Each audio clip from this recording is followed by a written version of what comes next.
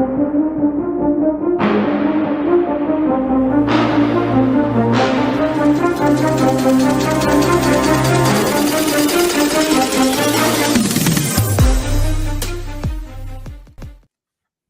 the show over. Start it over. I'm the NFL Team Walzak. Welcome to Wire to Wire Sports Podcast. I'm not done sharing this shit out. And Bill's not here. Play the intro again.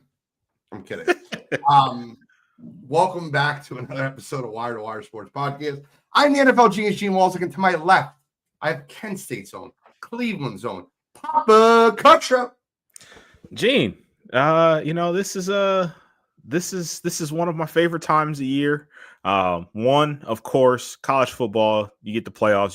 You know how big I am in college football. But with the holidays around, NFL is really getting into the swing of it.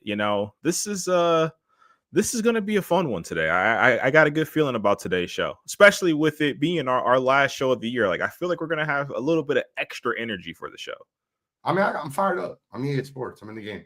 I have, I'll tell you right now, the holidays, let's just be clear, they aren't great for me. I'm not a big holiday fan right now.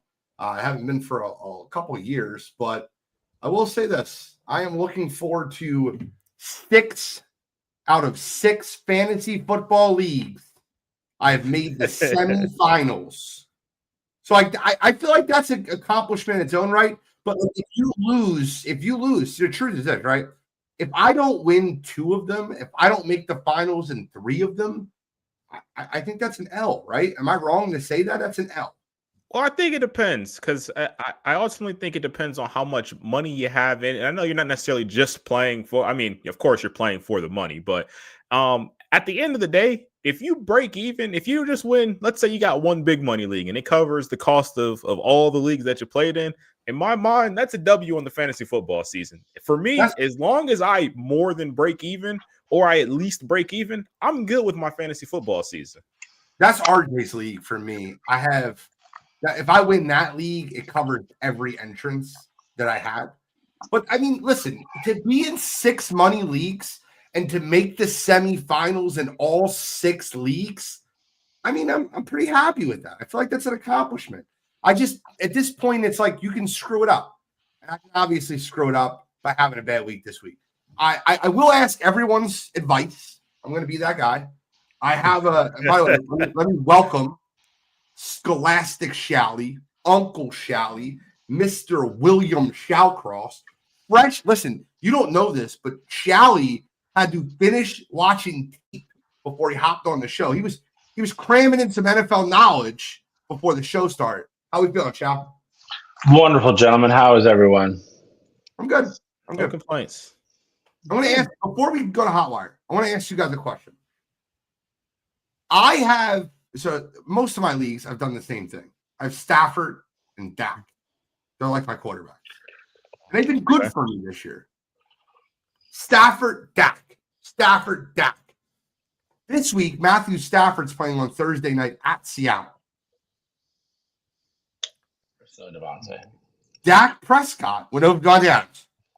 Dak Prescott is playing versus the Chargers, number 2 against quarterbacks. I went on the trash heap and picked up my boy, Jacoby Brissett, playing at home versus the Atlanta Falcons. And what I would view as a shootout.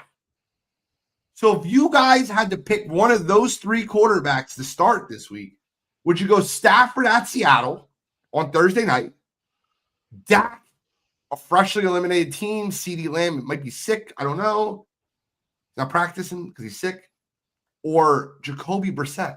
See, right now for me, I would say Dak because of one of the things you said, but they're not quite there yet. Dak, the Cowboys are not officially eliminated from the playoffs. So I get it, they're not going to make it, but like in their mind, they're not officially eliminated. So I would think about Dak playing there. And also you think about the Chargers team. I think that game has the potential to be a shootout. Jacoby Brissett, like matchups are everything. But if I can avoid playing bad players in the playoffs. Like, I don't want to have my fantasy football season come down to Jacoby Brissett. I understand where you're thinking is there, but like, I'm rolling with the guys that got me there, unless it's one of those things where, you know, a starting running back goes down and I kind of just got to fill in because I don't have a flex player, things like that. But I would go with either Stafford or Dak. I wouldn't even entertain the Jacoby Brissett at this point. I'm entertaining it. Shally, what's your thoughts on we get in the hot wire? I mean, I feel like this kind of goes back to your old betting adage. Don't rely on bad teams to win you money.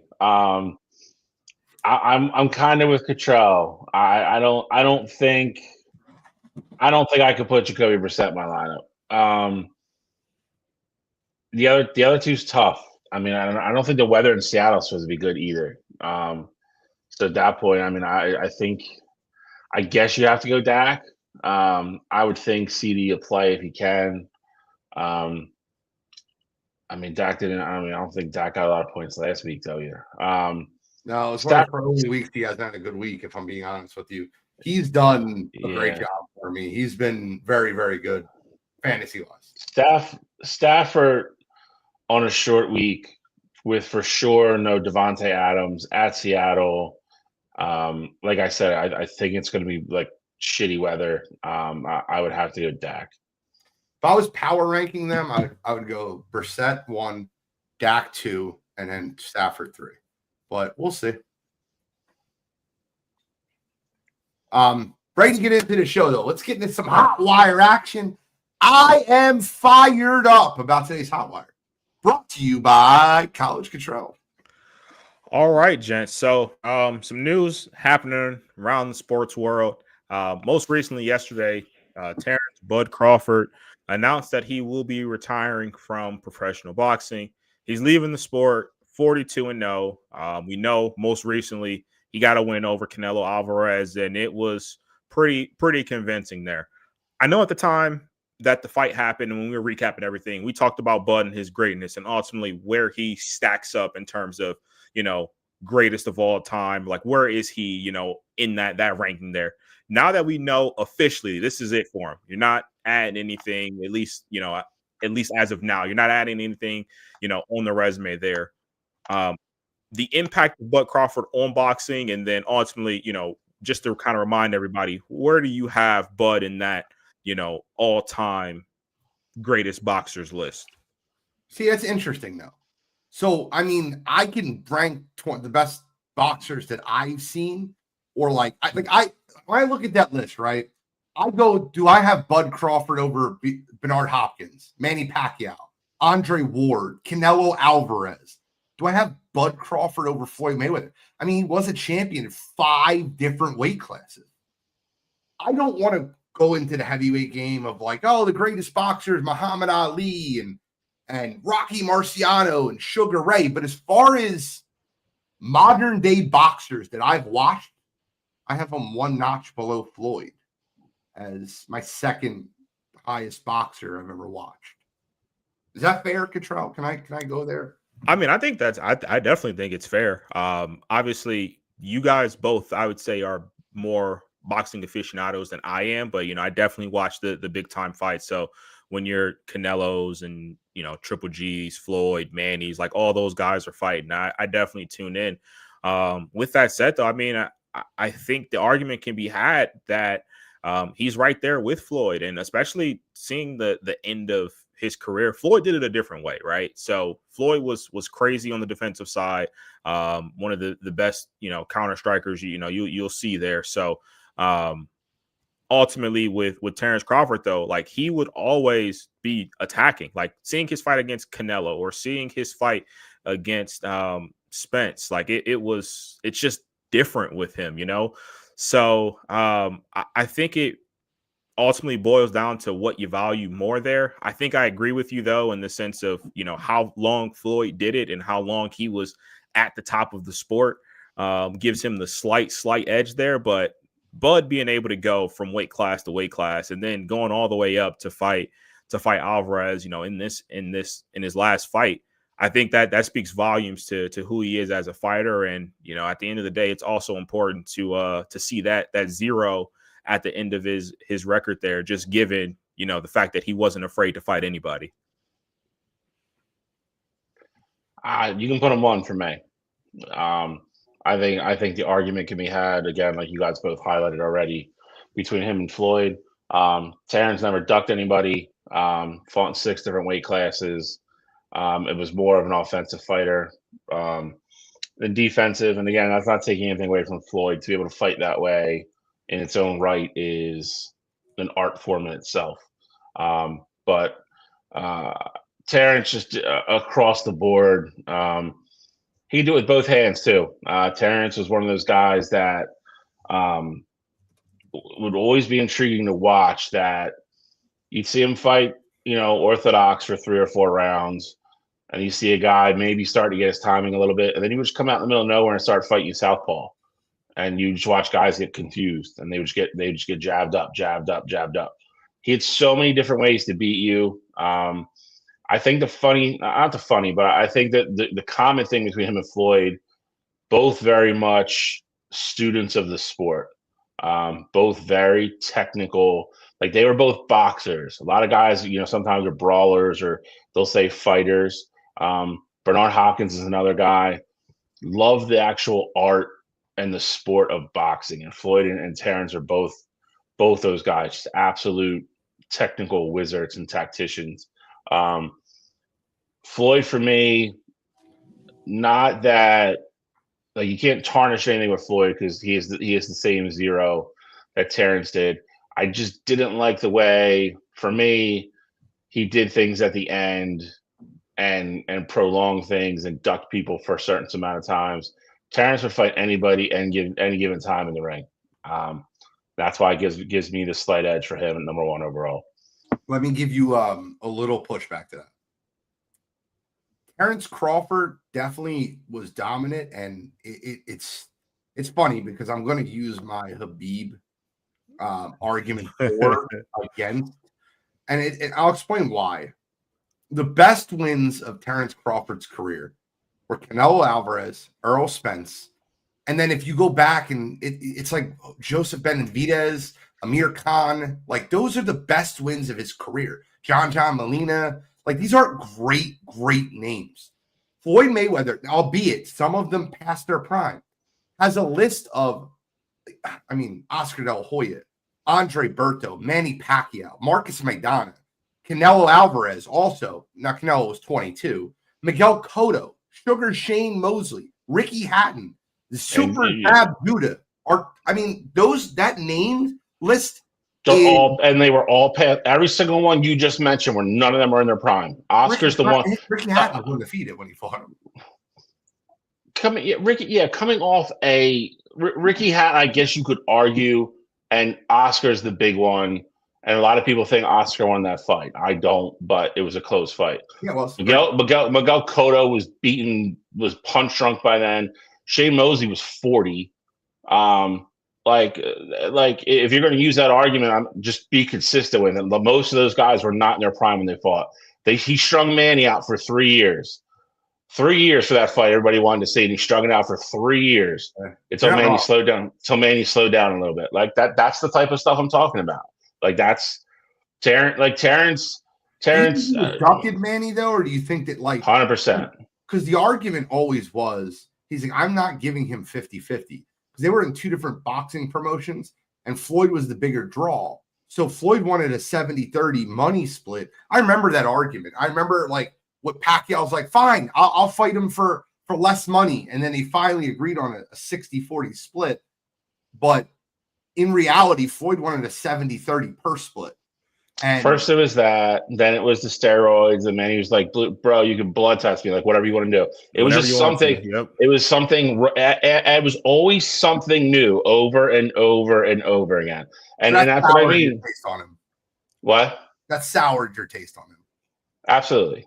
And the thing is, with the money situation though, like, think about it, like what you just said, Gene. Manny at first was like, all right, let's go 50-50. Like the promotion was like, all right, let's go 50-50.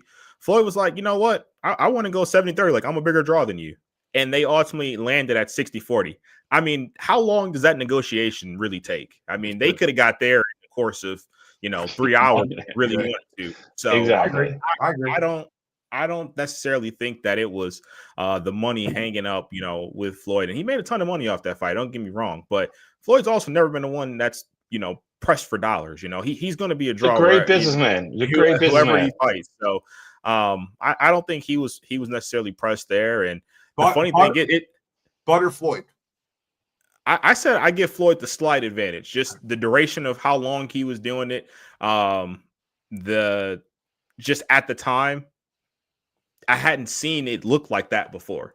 But it's absolutely incredible. But I'll give Floyd the slight advantage there for the longevity. I was going to say it's funny because apparently Bud had a conversation with the Turkish president, whoever was been running the box promotions, and said they asked him about the rematch with Canelo. And he said, the only way I'll do it is if it's for $100 million.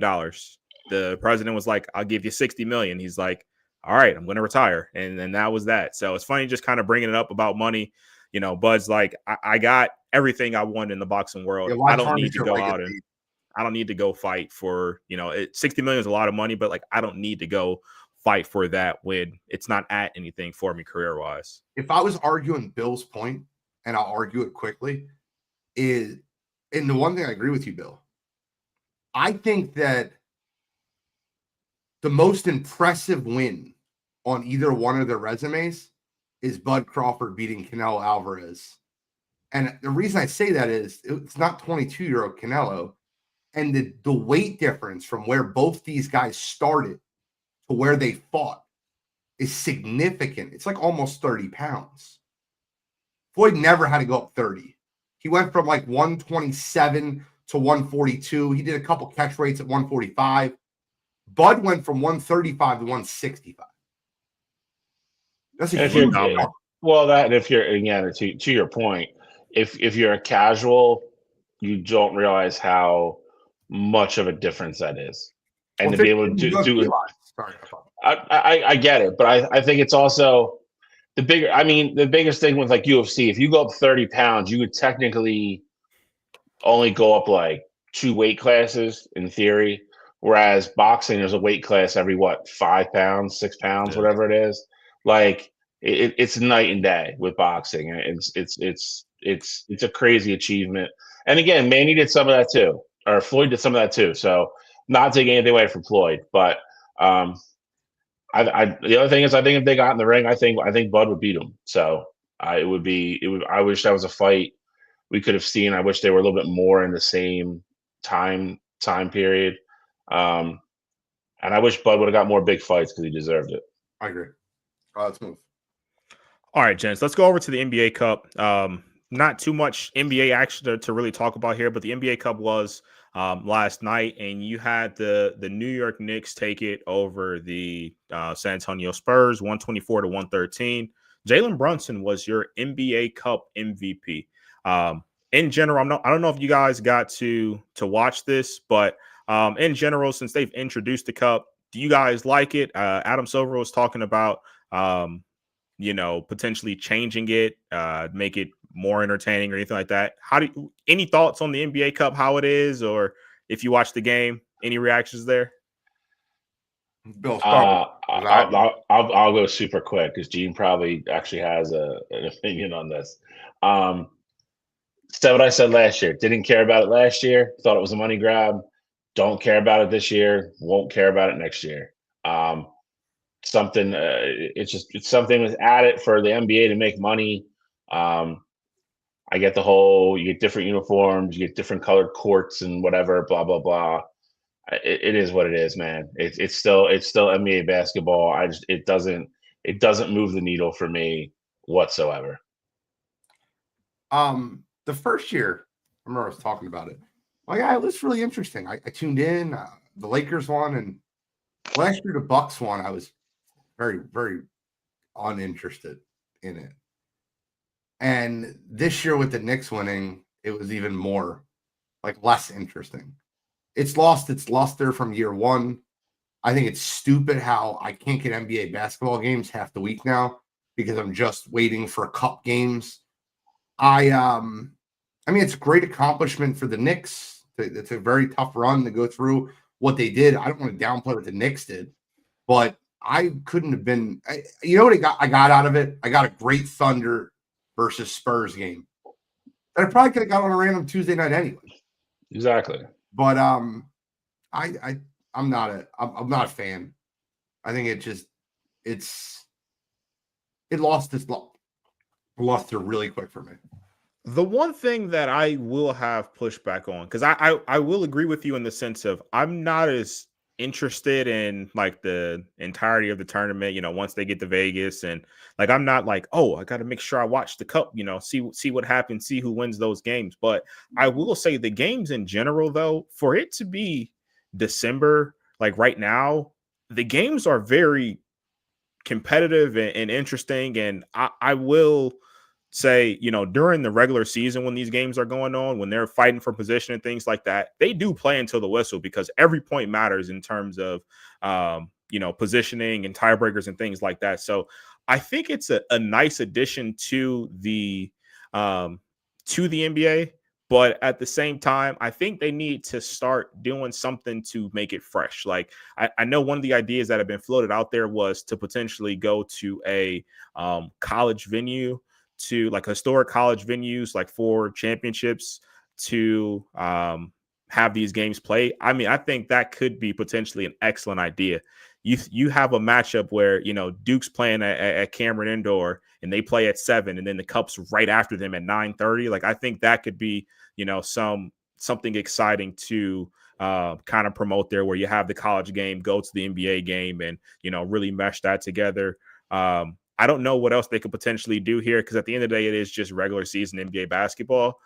But I like the addition of the tournament, though, in season. And I'm curious also, before we move on to the NFL topic, do you guys think this is potentially something that's indicative of what we'll see come postseason? Like, do you think the Knicks are going to be, obviously we know they're going to be a contender, but do you think they're going to be a legit threat at the end there? Obviously, you saw the Thunder go to semis and lose to the Spurs there. Like, do you think, the teams that we saw in the Final Four there are ultimately going to be the ones that, have a say in who's the winner of the NBA Finals this year? I mean, the Knicks are going to be competitive. I think the Knicks are a very good basketball team.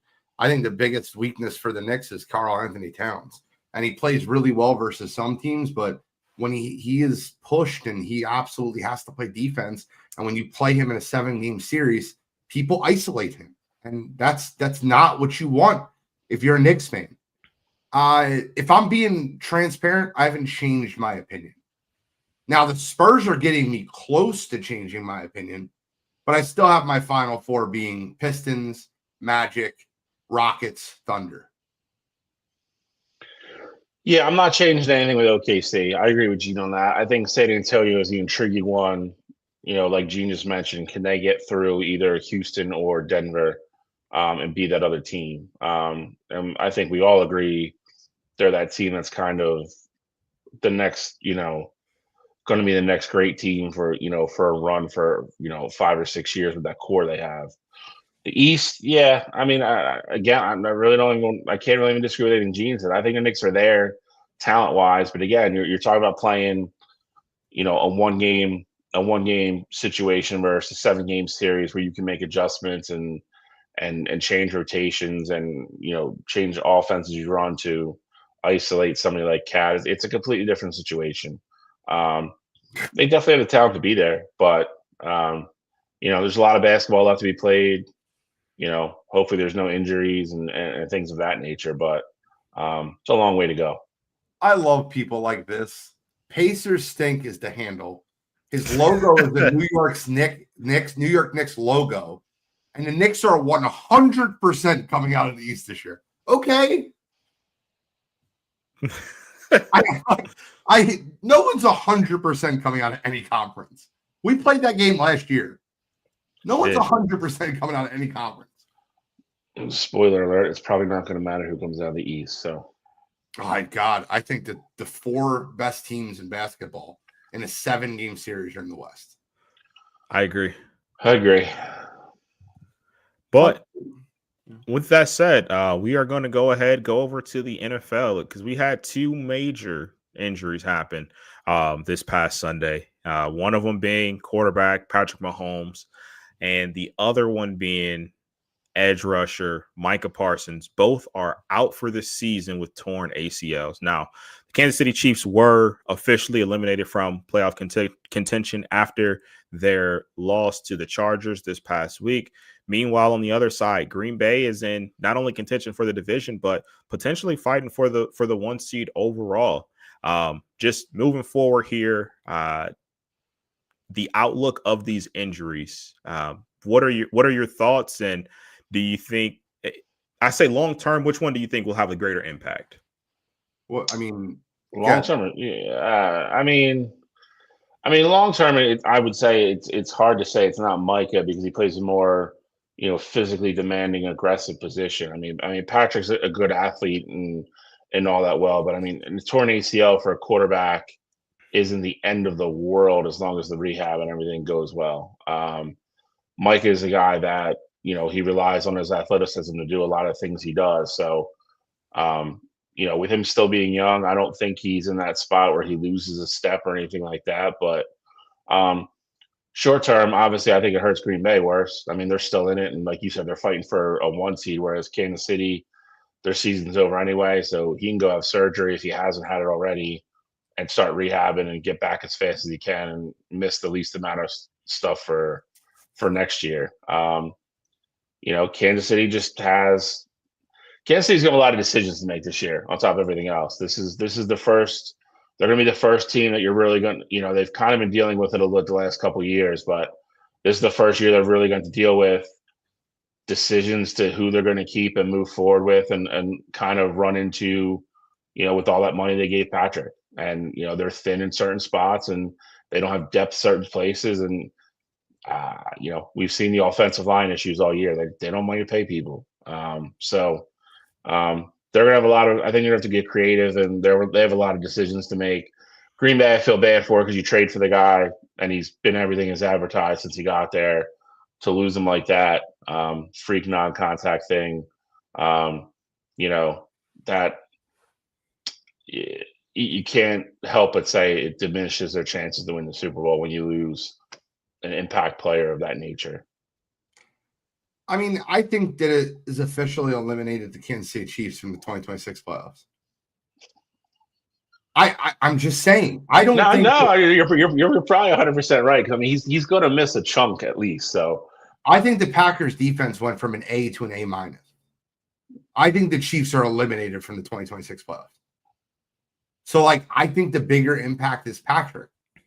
I think Green Bay's defense is still really good. I think they're good, obviously, with Micah, but without Micah, I think you'll see that this week. I think they show up again this week versus Chicago, and you'll see they have a lot of really good players. They did a great job. Quay Walker's been incredible. Rashawn Gary's been great. Xavier McKinney has been a godsend. They've found players. Keyshawn Nixon. They are a good defense with a good identity. And I think their scheme worked perfectly. So I think the biggest problem is the Chiefs. I think they've officially eliminated themselves from 2026. So my, I guess, question would be, because I set this on Coffee and Sports either Monday or Tuesday. I actually don't think the Chiefs are as far off as a lot of people are kind of, making it out to seem there. Reason being is, so let's say, I'd say absolute best case scenario, Patrick starts week 1. I don't think that's going to happen. No shot. I think it's more likely you see him the first or second week of October. He's going to miss 5 to 6 weeks of the regular season, be back to play there. Well, you say that, but who's their backup quarterback? Right now, it's Gardner Minshew. In reality, the Chiefs are in a position. The defense has been good all year, and I'd say offensively, they really haven't needed much. They just keep losing these 1-score games.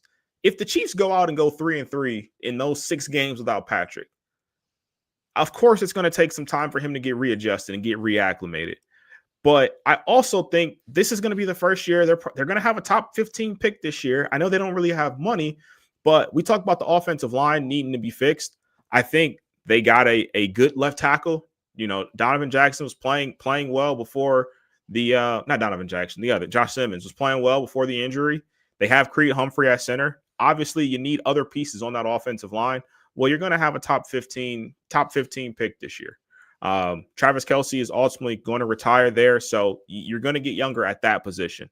Maybe you go out and you get a running back at some point in this draft because Patrick Mahomes can't be your leading rusher moving forward there. So I think it's only maybe 3 or 4 positions where you really truly need to focus on.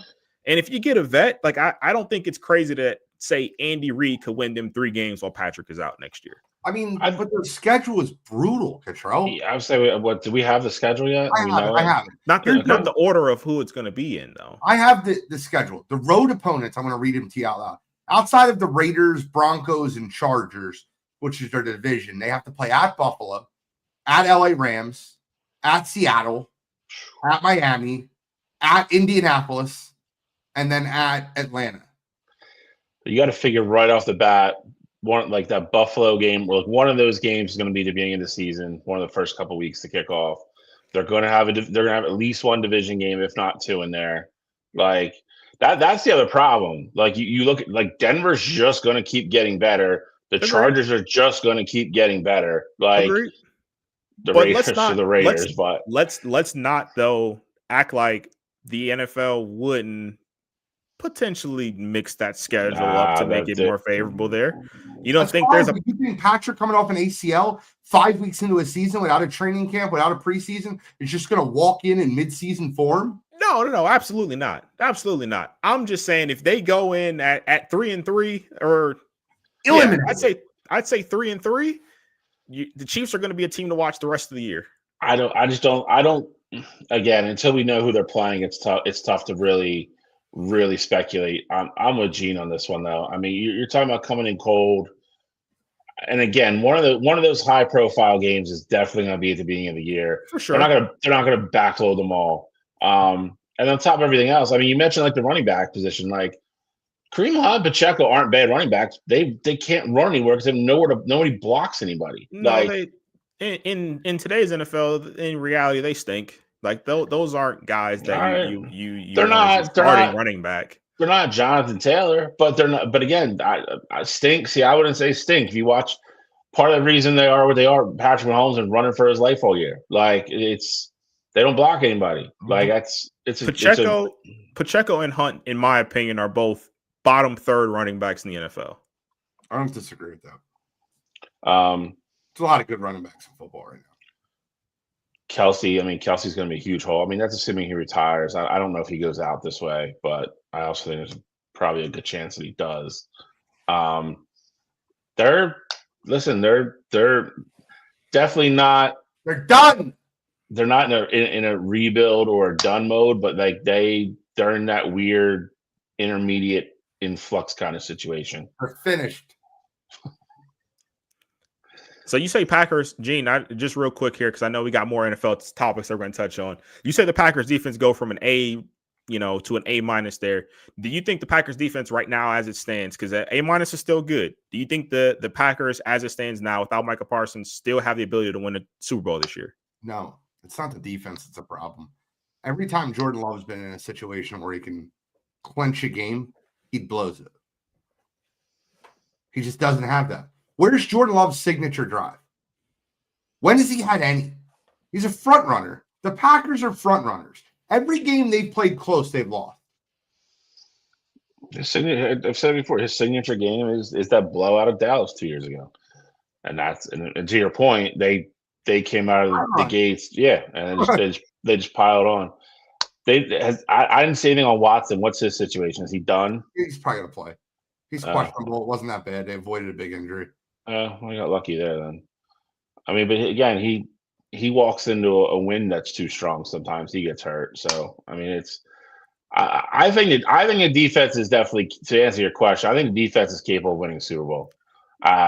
If I had to put money on either side messing it up, I would say it's the offense. 100%. I mean, I agree with you. I think the other problem is that, let's call it like it is, Green Bay has 4 number 2 receivers that are injury prone. You see the Guardian helmet on Romeo Dobbs' head every week. He's a concussion waiting to happen.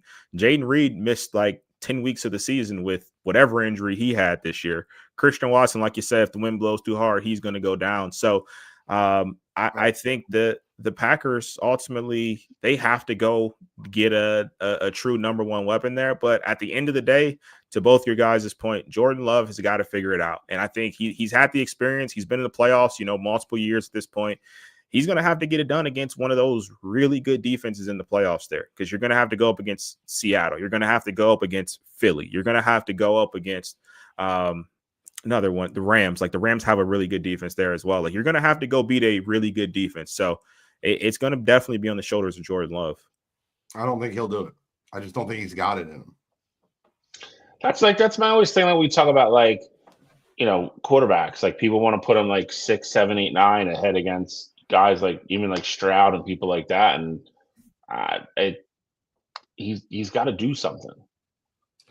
He's got the Dallas win, and that's fine. But like Gene hit that right on the head. Like they came out and bum rushed him, and then just coasted to a victory. And then other than that, that's all he's got. I'll answer this really quick. This is yes, the Jags are for real. They're not fool's gold. And they beat they've been winning against non-winning teams, basically. That is completely incorrect.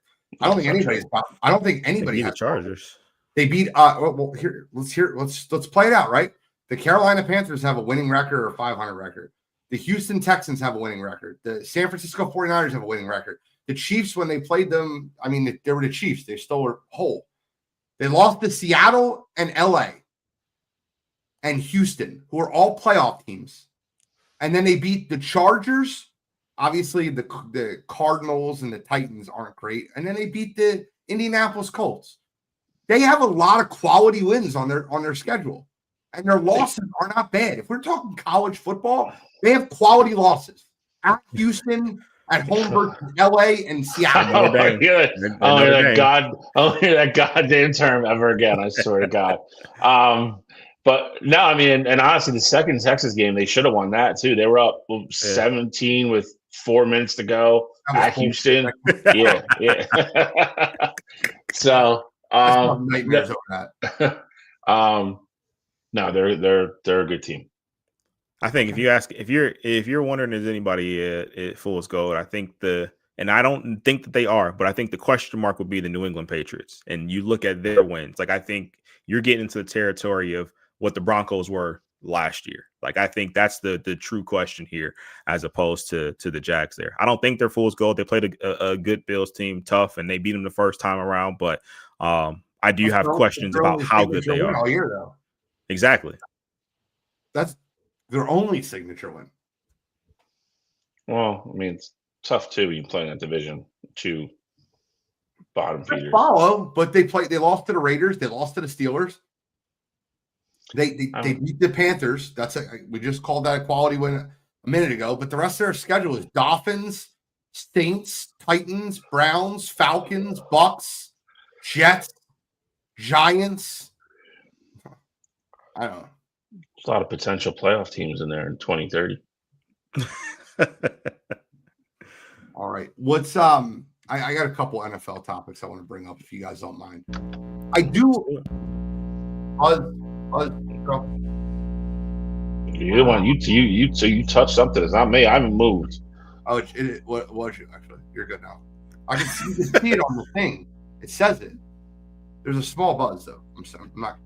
But Quinn Ewers. Hold on. It's Cottrell. I just muted everyone's mic and then hear when it stops. But Quinn Ewers is now starting for the Miami Dolphins. Quinn Ewers is now starting for the Miami Dolphins. Who has been benched? If they release him at the end of the year, it's a $99 million dead cap hit. That's a huge number. Yeah. Your thoughts on Quinn Ewers being the new quarterback of the Miami Dolphins? And Jory, you can't have it both ways. You just said Jackson was fool's gold. Call it like it is. And then you're saying you can't blame the Patriots for playing who's on their schedule. I'm just saying Jacksonville's more quality wins. I think New England's a good team. Agreed. I just think you have to have question marks when you see who was on their schedule. Just like we had question marks about the Broncos. Like I think those are valid, and you see them lose to the Bills in the game they were dominating, like leading into the playoffs. The question marks are definitely there. But for me, though, as far as Quinn Ewers starting here, I mean, look, I think Mike McDaniel really found himself between a rock and a hard place. Right now, the loss to the Steelers, ultimately the Dolphins were eliminated from playoff contention there. Not that anybody thought the Dolphins were going to make it, but they were playing good football and, things were looking like they were going in the right direction. But Tua has the game that he does on Monday night against the Steelers. And at this point, I think you have to evaluate all of your young talent on that roster. Tua stinks. Like, let's call it how it is. We said he stunk at first. Mike McDaniel's first year, he came out and, Tua looked like he had turned a corner, but now he stinks again. So I think it's only fair that you give Quinn Ewers a shot there. Let's not forget, Quinn Ewers was a guy who at one point was looked at going into his junior season as a potential first-round pick. Kid's a former five-star quarterback. He has the experience, at Texas. He was there for 4 years. So I think it's only right that you give him a shot, see what he has. I don't necessarily think you're going to, get an all-world performance from him these last few games here, but I think it's important to at least see what you have there because, it sucks because you have a general manager who ultimately, I feel like, was trapped into a corner about giving Tua an extension. Like, you really didn't want to pay him, but you also didn't want to let him walk either. And so you were in that purgatory ground there where you give him a whole bunch of money. So Quinn Ewers, if it works out, that's the only way the Dolphins get out of this potentially unscathed. I don't think you can get out unscathed regardless how Quinn Ewers plays for the simple fact Gene just mentioned. Even $99 million to a problem next year. Can you trade him? Sure. I don't know if anybody's going to take him in that money. I don't know if anybody's in that dire of a situation where they think they're going to take Tua and make their football team better next year. Quinn, I'll be excited to see him play for all the reasons Charles just mentioned. See if he can take that next step. He's had a couple, possessions here and there. He hasn't looked great. But going in knowing he's going to get a full game, be very curious to see what he looks like. And I find it ironic, Gene kind of touched on it a little bit, so did Cottrell. We've come full circle with another coach trying to distance themselves from Tua. Cost Brian Flores his job originally. Wanted to stay with Ryan Fitzpatrick and make the playoffs, and Tua got shoved down his throat. And now McDaniels is, most likely going to get fired anyway, but doesn't want to go down with the sinking Tua ship. We're going to play Quinn Ewers the rest of the year probably. Very interesting. We talked about it at length when it happened. I don't know how anybody with a clear mind could have extended him for that long for that amount of money. With his history, forget what he looks like on the field with the injury history and everybody else. To just give him that much guaranteed money was just asinine, and they're going to pay for it now, one way or the other. It looks like. Gene, I'm curious on your thoughts on this because I remember we had the conversation. I believe it was when they played the Bills on Thursday night, or maybe it was the Patriots. It was either the Bills or the Patriots on Thursday night, and we had said, the first quarter or first half or whatever, they looked like a team that was fighting, but you could kind of see it. Like there was a specific drive where it felt like this Dolphins team gave up on Mike McDaniel. Well, the last few weeks, you kind of saw the opposite of that. I think they were fighting for him. I think he was actually getting the most out of his team there. Bill, you said you think that, at the end of the season, Mike McDaniel is going to get fired, but curious your guys' thoughts, though, on has Mike McDaniel done, I don't want to say enough because not making the playoffs isn't enough, but has he shown enough promise, I guess, in the last 4 to 5 weeks for you to say, all right, maybe we can try this one more time for another year? Absolutely not. You already made the decision on the quarterback by benching him. Now you have to absolve your sins. You have to cut the quarterback, you got to cut the coach, and you got to start over. Let me ask you a question, Cottrell. I'm going to give you a blanket situation. A coach comes in off a 10-win and a 9-win season.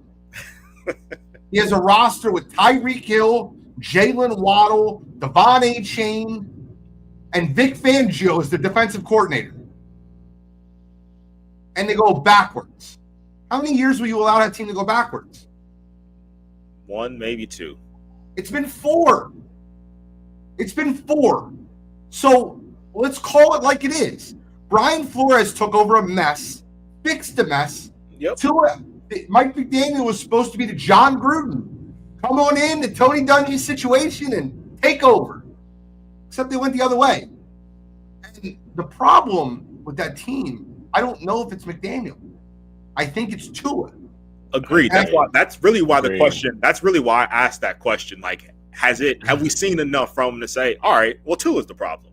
Well, do you think that the Dolphins ownership goes, okay, show us what you got with Quinn Ewers these next few weeks to see how it looks? And if Quinn Ewers comes in and looks great, he could salvage that situation. But in my personal opinion, I think that when you have a quarterback that's from Hawaii, that played football in Alabama, that plays for the Miami Dolphins, that's 0-7 in cold weather games, that's a problem. He can't throw the ball in cold weather. He's never been able to throw the ball in cold weather. He doesn't really throw it well in warm weather all the time either.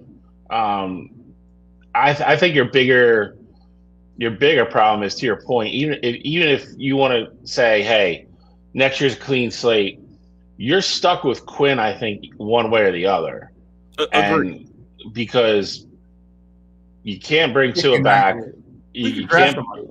Yeah, you could. You could draft somebody, but I think that would put you in the situation of, if we know we're getting a first-round quarterback, do we want to end up like, I mean, granted, it's working out right now with Ben Johnson and Caleb the one time, but do we want to end up in a situation where we give Mike McDaniel a lame duck year and we draft a quarterback that doesn't, potentially fit the philosophy of our next coach? So I think that's really where the ground gets kind of murky there. Because, like, even if Quinn looks okay for these next couple of games here, and they ultimately decide, like, hey, we still want to get a quarterback, you say it could potentially salvage Mike McDaniel's job there, but then they're going to, like, let's not forget, they still don't have a GM right now. So they're going to bring in a new GM, and they might say, hey, we clearly need a quarterback. Like, Quinn was okay those last couple of games, but I don't want to, have my career on the line, just give up a free 17 games with Quinn Ewers' name attached to it. So I think that's really where it gets kind of muddy waters. I agree with that. And the worst case is you're not getting Caleb. Like, they're not going to the number one pick. So, like, as bad as Chicago tried to mess that up, they still had Caleb Williams at the end of the day. They still had the quarterback out of that class. Miami's not getting that guy unless they get lucky and somehow whoever they pick at 8 ends up being better than everybody that goes in front of them. And honestly, I think they got to pay Waddle too, don't they? I think Waddle got an extension. Okay, maybe he did then. I think he got like 3-year, $100 million. Actually, I think you're right. Now that I'm thinking about it, he got his right after he got his around the same time Devontae did. May of last year. Yeah, so 300-400. It was like 70, something like that. Yeah. So honestly, if I'm McDaniel, I don't want to be there. Like, if that means I got to go be an OC somewhere for a year, or take a year off, and get a better situation. I think we're all saying best case scenario, you're either starting next year in a $99 million hole, getting rid of Tua and going with Quinn Ewers or a guy you draft or some journeyman free agent or something of that nature. And you're going into a division where the Jets are going to be the Jets still, but New England and Buffalo aren't going anywhere. Like, I don't know if I'd even want to be there. Well, that's funny you bring that up, and that kind of gets to the next topic. I think that when you look at how everything plays out, I can't not hear that. Like, it might be me. I don't know, but I can't not hear that. Okay, so the situation that's happening right now in Miami is laughable. The situation that's happening in Cincinnati is sad. And Joe Burrow goes out to the media and talks about, I'm not having fun playing football. I think there's a lot going around that might be Joe Burrow might get traded in the offseason. I think he might be gone. I truly believe that, right? And I want to ask you guys this question. I'm going to ask it again. Who hangs up first? the New York Jets call the Cincinnati Bengals, and they say, we'll give you 5 first-round draft picks, including number 3 this year, for Joe Burrow and Jamar Chase. Yeah, you're not trading them both for that. 100% you should trade them both. If you're going to rebuild, trade who? Joe Burrow and Jamar Chase for 5 first-rounders. I will tell you right now, there's no absolutely not. I'm not packaging those two ever. You can probably get 5-1. You get 5 ones alone for Joe. I don't think you're getting 5 ones for Joe because of the money. I also think that if you're the Bengals and you want to rebuild in the situation that you're at, I think 5 first rounders is going to help that. Jamar's already paid though. Like that's why I say you keep, if you're going to, because at that point, if you trade Joe, you're probably going to go with a rookie quarterback or a journeyman guy. Like those are probably going to be your only 2 options there. And if I'm getting a rookie quarterback, what better situation could they have than throwing in Jamar Chase and T. Higgins? Like I wouldn't want to bring in a rookie and their number 1 option is now going to be T. Higgins and everything else is shaky around them. Not to mention the fact that we know the Bengals aren't going to spend money, so getting Joe and Jamar off their books, like they're not going to go be major players in free agency. So that'd be tough. But I would say I think that the Bengals would be the ones that hang up first though on a Joe Burrow deal. Because in my mind, at this point, you have to be our franchise quarterback. You either play for me or you don't play at all. Like that has to be the mindset right now. I just don't. And if I'm Joe, I don't want to go to the Jets. Like that. That's not. Talk about that fun. Yeah, that's not. Listen. I get, dude. I totally get your point. Like, but it's really not. It's so you have Garrett Wilson, who's Garrett Wilson would be a better number 2 than T. Higgins. Okay, but he's not a better number 1 than Jamar Chase. No, but you get Joe and Jamar for 5 first rounders. Oh, dude, that's the mythological trade. It is a mythological because this is Greek mythology right here. I think if you put that in a trade, like let me see how that works in a trade analyzer. You might break it. NFL trade machine. Here it is. I want to trade Bengals and Jets.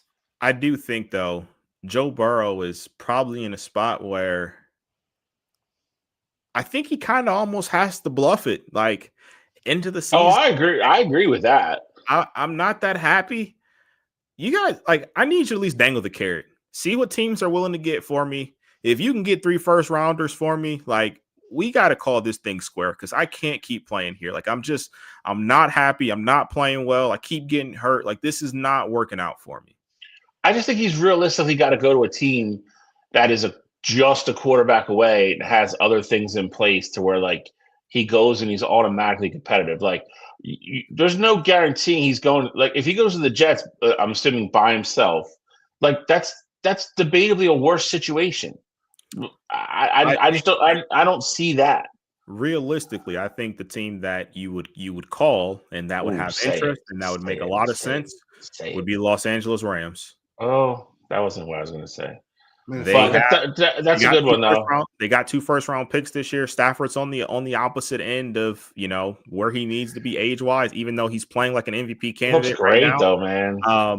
I'm just saying if you could potentially make that move, I mean the Rams could potentially win it all this year. If that's the case, I tell Stafford like, hey, go out on top. Like we're good. You got two. You be a Hall of Famer. We're good. We're gonna go get Joe. We're good. Pushing Matt out the door. I mean the Rams successful. Just FYI. Seriously. I just don't. I get it. I just in a real world, I just don't see it. I mean, what would crazier things have happened? What do you think Joe Burrow's value is? I say 3 or 4 in a player. Yeah. Okay, so 3 first rounders. What do you think Jamar, being the highest paid wide receiver in the league, is worth? 2. I mean, I think you're right with the price. I agree with the price. I'm just saying, like, I don't know. If I'm the Bengals and I want to rebuild, what better way to do it than have 5 first round draft picks? They'll probably screw them up, but that's the way you rebuild a team. You're gonna have you're gonna have a lot of issues with that team. I mean, because again, like T. Higgins is not gonna want to stay there. Like T. Higgins, again, you just stockpile draft picks at that point. But that is literally the definition of waving the white flag. Like that is. I think they should though. I'm not disagreeing with you. I'm not saying you're wrong. I'm just saying it's a lot more complicated. Like there's gonna be a lot of dominoes that are gonna fall behind trading Jamar Chase and Joe Burrow at that point. Then, like everybody that's worth a shit on that team at that point is gonna be like, get me out of here. Like, which is cool. Like to your point, you can just keep stockpiling draft picks, but like that is what? No, he says who's rebuilding with Joe and Jamar? Come on, be real. What's their record? What's the last time they've made the playoffs? I don't. You can say that all you want. They're paying a lot of money for guys not to make the playoffs, and their defense is trash. And it's a tough division, and it's always going to be a tough division. So not this year. Ravens stink, Steelers stink, Browns stink. I mean, one of them. Okay, but it's okay. Correct, but I think we would all say this is an anomaly, not the norm, too. Oh, for sure. So, for sure. I think the Rams would be interesting. I mean, the Colts would be interesting. Who else really needs a quarterback? The Dolphins. He's on here. The Vikings. Yeah. What? The Vikings don't need a quarterback? You paired Joe up with Jettas? You threw him in college? You can't. You're not going to be able to afford all of them. You can't chase. You trade J.J. McCarthy, couple first-round draft picks, and you move Joe over. That's it. Oh, now you're doing just Joe. Well, a minute ago we were sending Chase too. Now we're changing. Yes, because they have 5 first rounds. Gene, I'm curious though, because we've had a discussion about this in the past, and yeah. I'm just curious of what your response will be. Typically, after players get paid, and then they start to, woe is me, I don't really like my situation. You normally have an issue with that. Now with it being Joe Burrow, you said the situation was sad. Golden boy, baby. You said that Joe. You said it's sad. You said that the situation was sad, though. I'm just saying. Sad. It's normally sad we don't categorize it like this. You signed a $50 million contract with the team, and you're crying to the media about what happened. That's not on. Listen, you signed with this terrible organization. Have I not always called the Bengals a poverty organization? Absolutely. Yeah. The same thing. If Myles Garrett complains about playing for the Browns, you can cry your ass to the bank with that $50 million paycheck. That's it. I don't agree, but if I'm the Bengals GM, as it was starting. But if I'm the Bengals GM, I'm 100% doing that. Dude, that team is just. Bro, I would be the best draft day GM of all time. I think the other I would be all picks and stockpile young team. And I wouldn't draft a quarterback. I do all 5 first-round draft picks on like offensive linemen, defensive players. And then when I have my team built with my journeyman quarterback, I go sign Jacoby Brissett in the offseason to just throw the ball to T. Higgins and keep him happy for a year. And then I draft my quarterback. Gene be the guy that will call a team and they'd be like, oh, like, what are you looking for? You need something. Gene be like, I'll trade you Joe Burrow. Team's like, what? They're like, I got Joe Burrow and Jamar Chase for 6 months right now. Do you see a path? Dead serious, both of you guys. Do you see a path for the Bengals to make the Super Bowl in the next 2 years? No. Okay, so what are you doing paying these guys $100 million to play football? All right, but here's all. I don't disagree with anything you said. The only thing I would push back on is especially if you trade them together, you're going to trade them to a team that is probably automatically, instantly going to have money issues to the point where you're probably going to start cutting people to make room for them. There's one team that can fully afford them after what they just did. It's the New York Jets. Okay, but they're in the same boat. That's my point. They're not, though. They have an offensive line, and they have some defensive pieces to build around. Their defense is bad. Don't get me wrong. They have a defensive head coach, and they have an offensive line that's good. Okay, my point being, though, okay, you have the line. And we're keeping Garrett Wilson, correct? Correct. We're keeping Garrett, we're keeping Jamar, and we're keeping our line.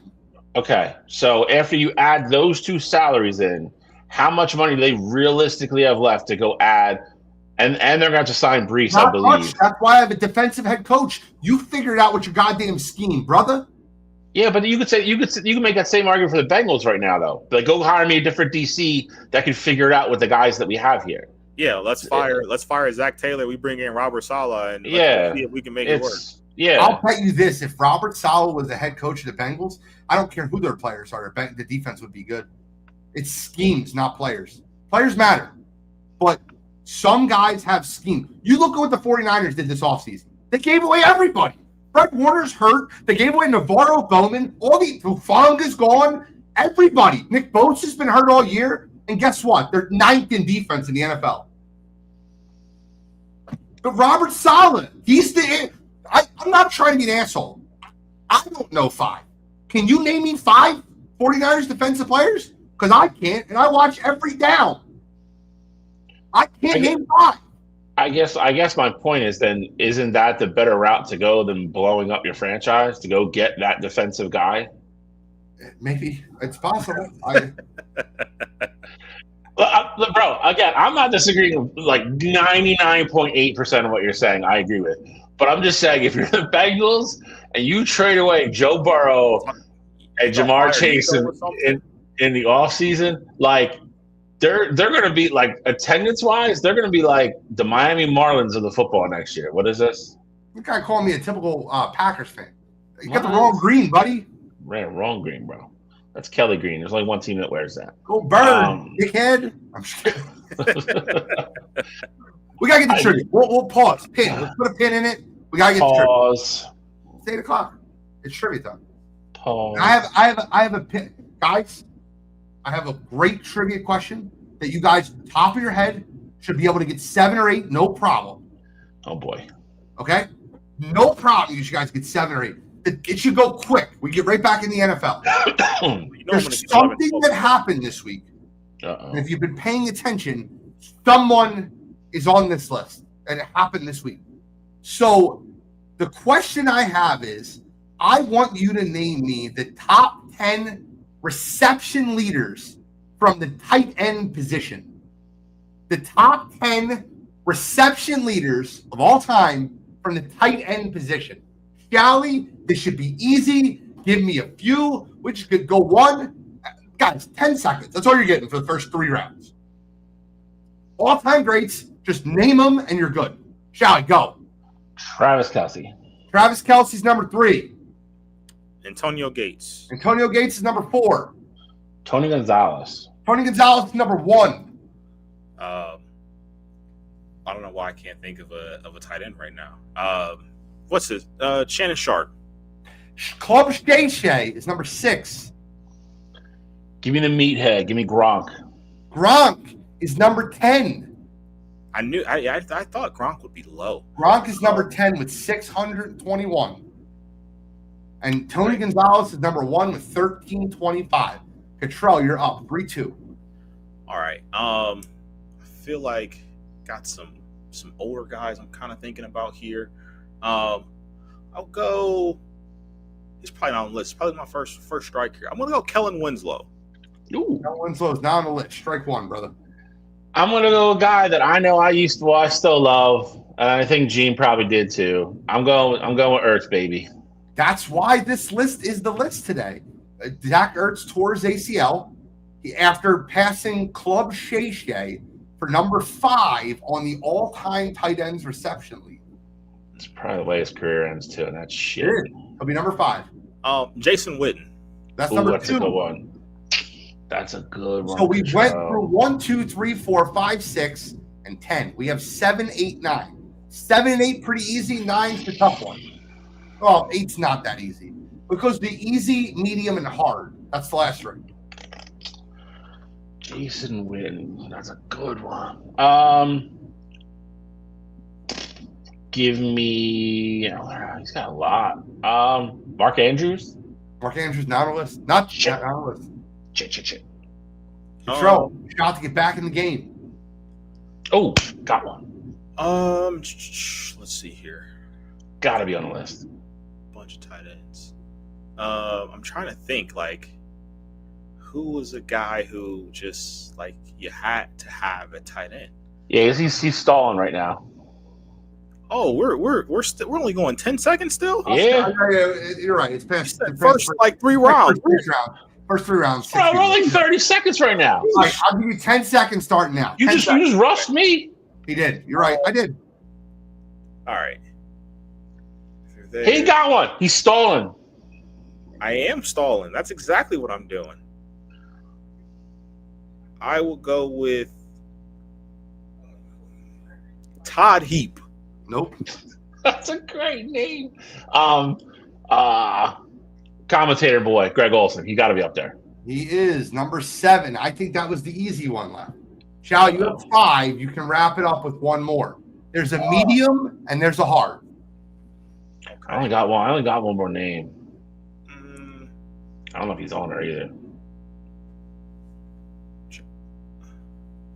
I'm trying to think. I'm trying to go through teams here, man. I'll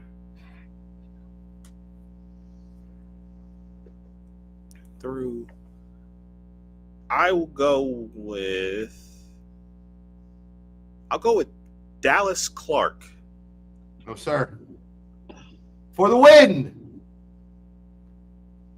He had a crazy, like, oh man, I don't know if it's him.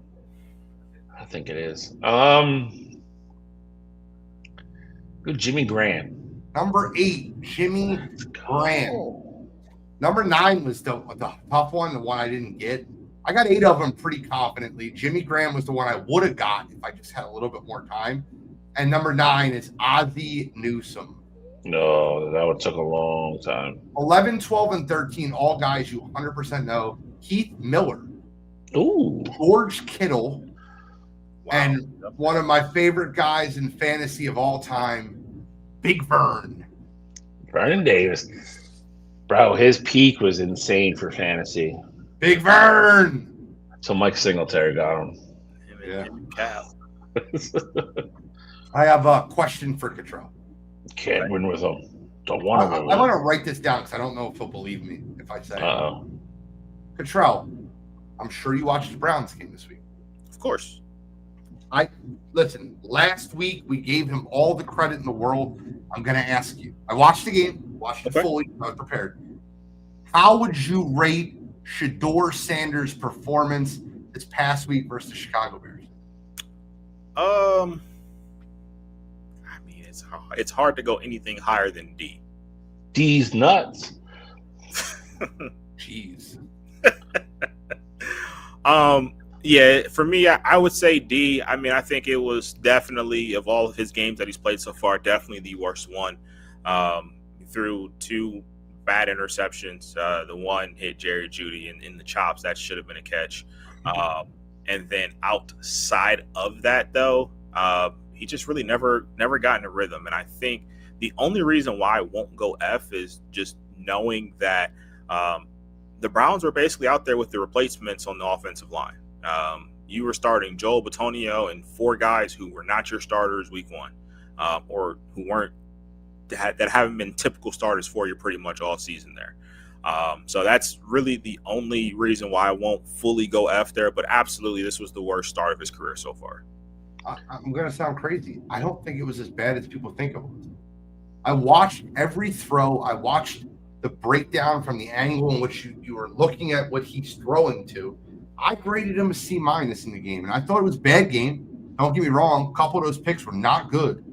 And I'm not a Shedeur fan or hater. I'm trying to be as indifferent as possible to give him like a clean grade to where but I don't think it was as bad as people made it out to be. And I think the problem with Shedeur is this, right? I think that there's so many people waiting for him to fail and jump on him immediately when they see him have a bad game. But in that same respect, there are so many people rooting for him to succeed that overhype the shit out of him. For sure. Like the first game where he had an 8 quarterback rating and they beat the Raiders. They're like, Shedeur, he's here. We got our guy. I'm like, yeah, I don't know. And in this game, it's like, I told you he's terrible. He's a typical 5th rounder. And I don't know. I think it's somewhere in between.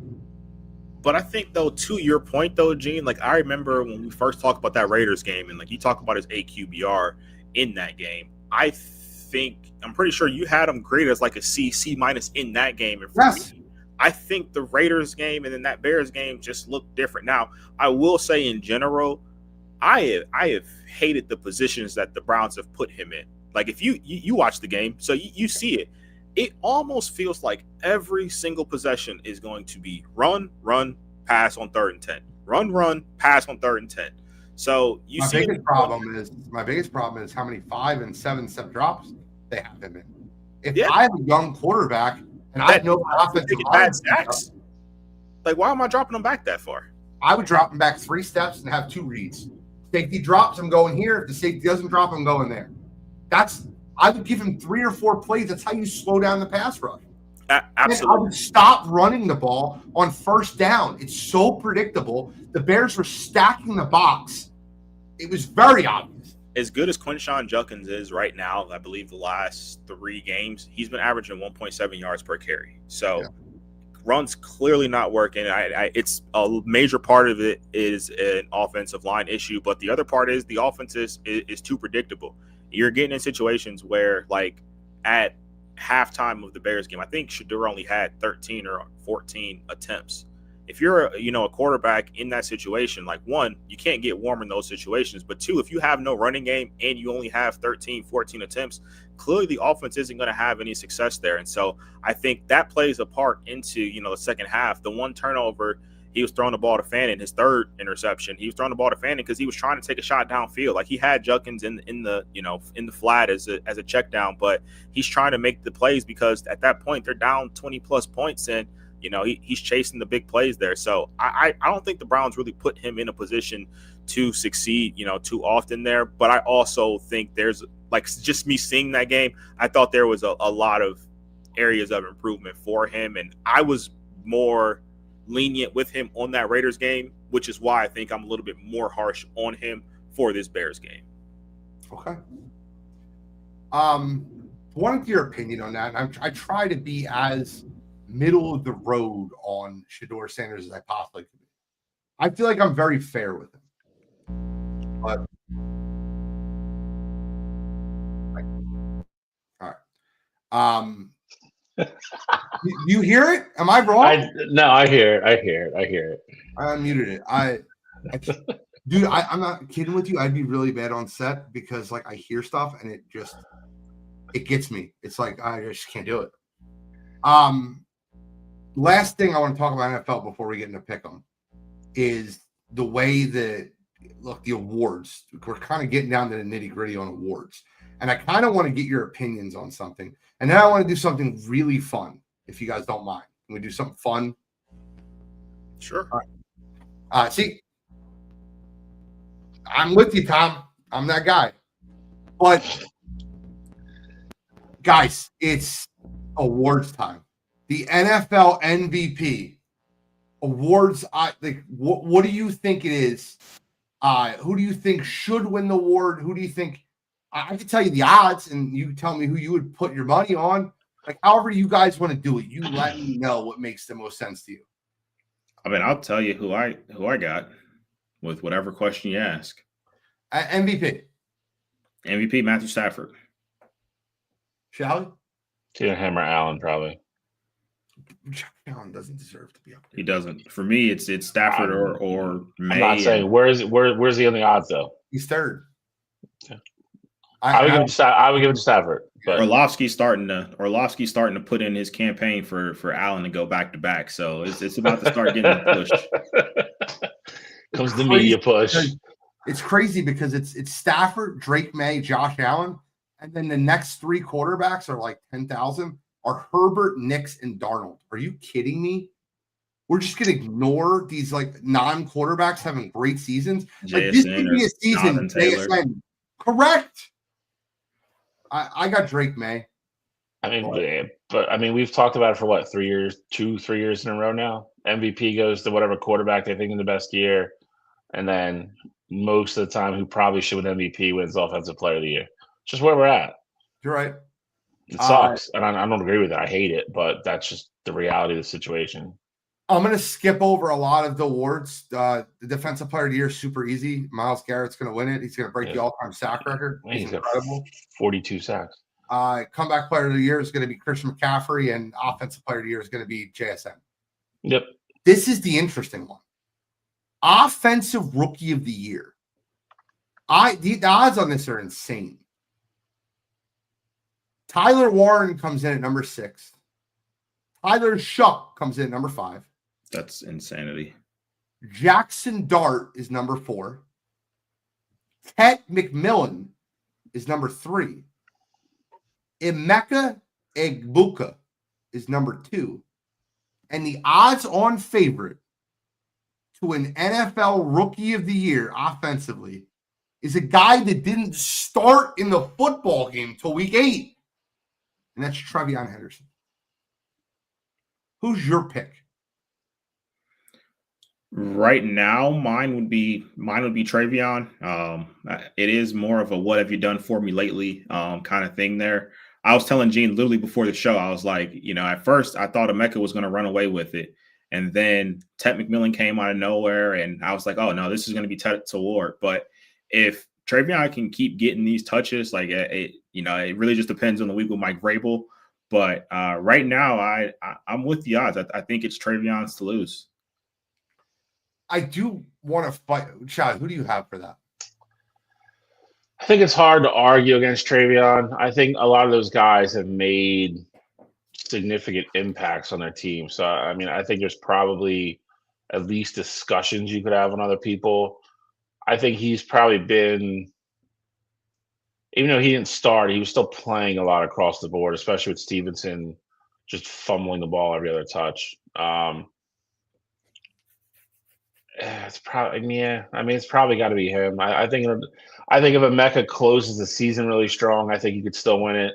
Tampa Bay is kind of crumbling though. I think that's at least one that'll be fun to watch down the stretch because I think it could change.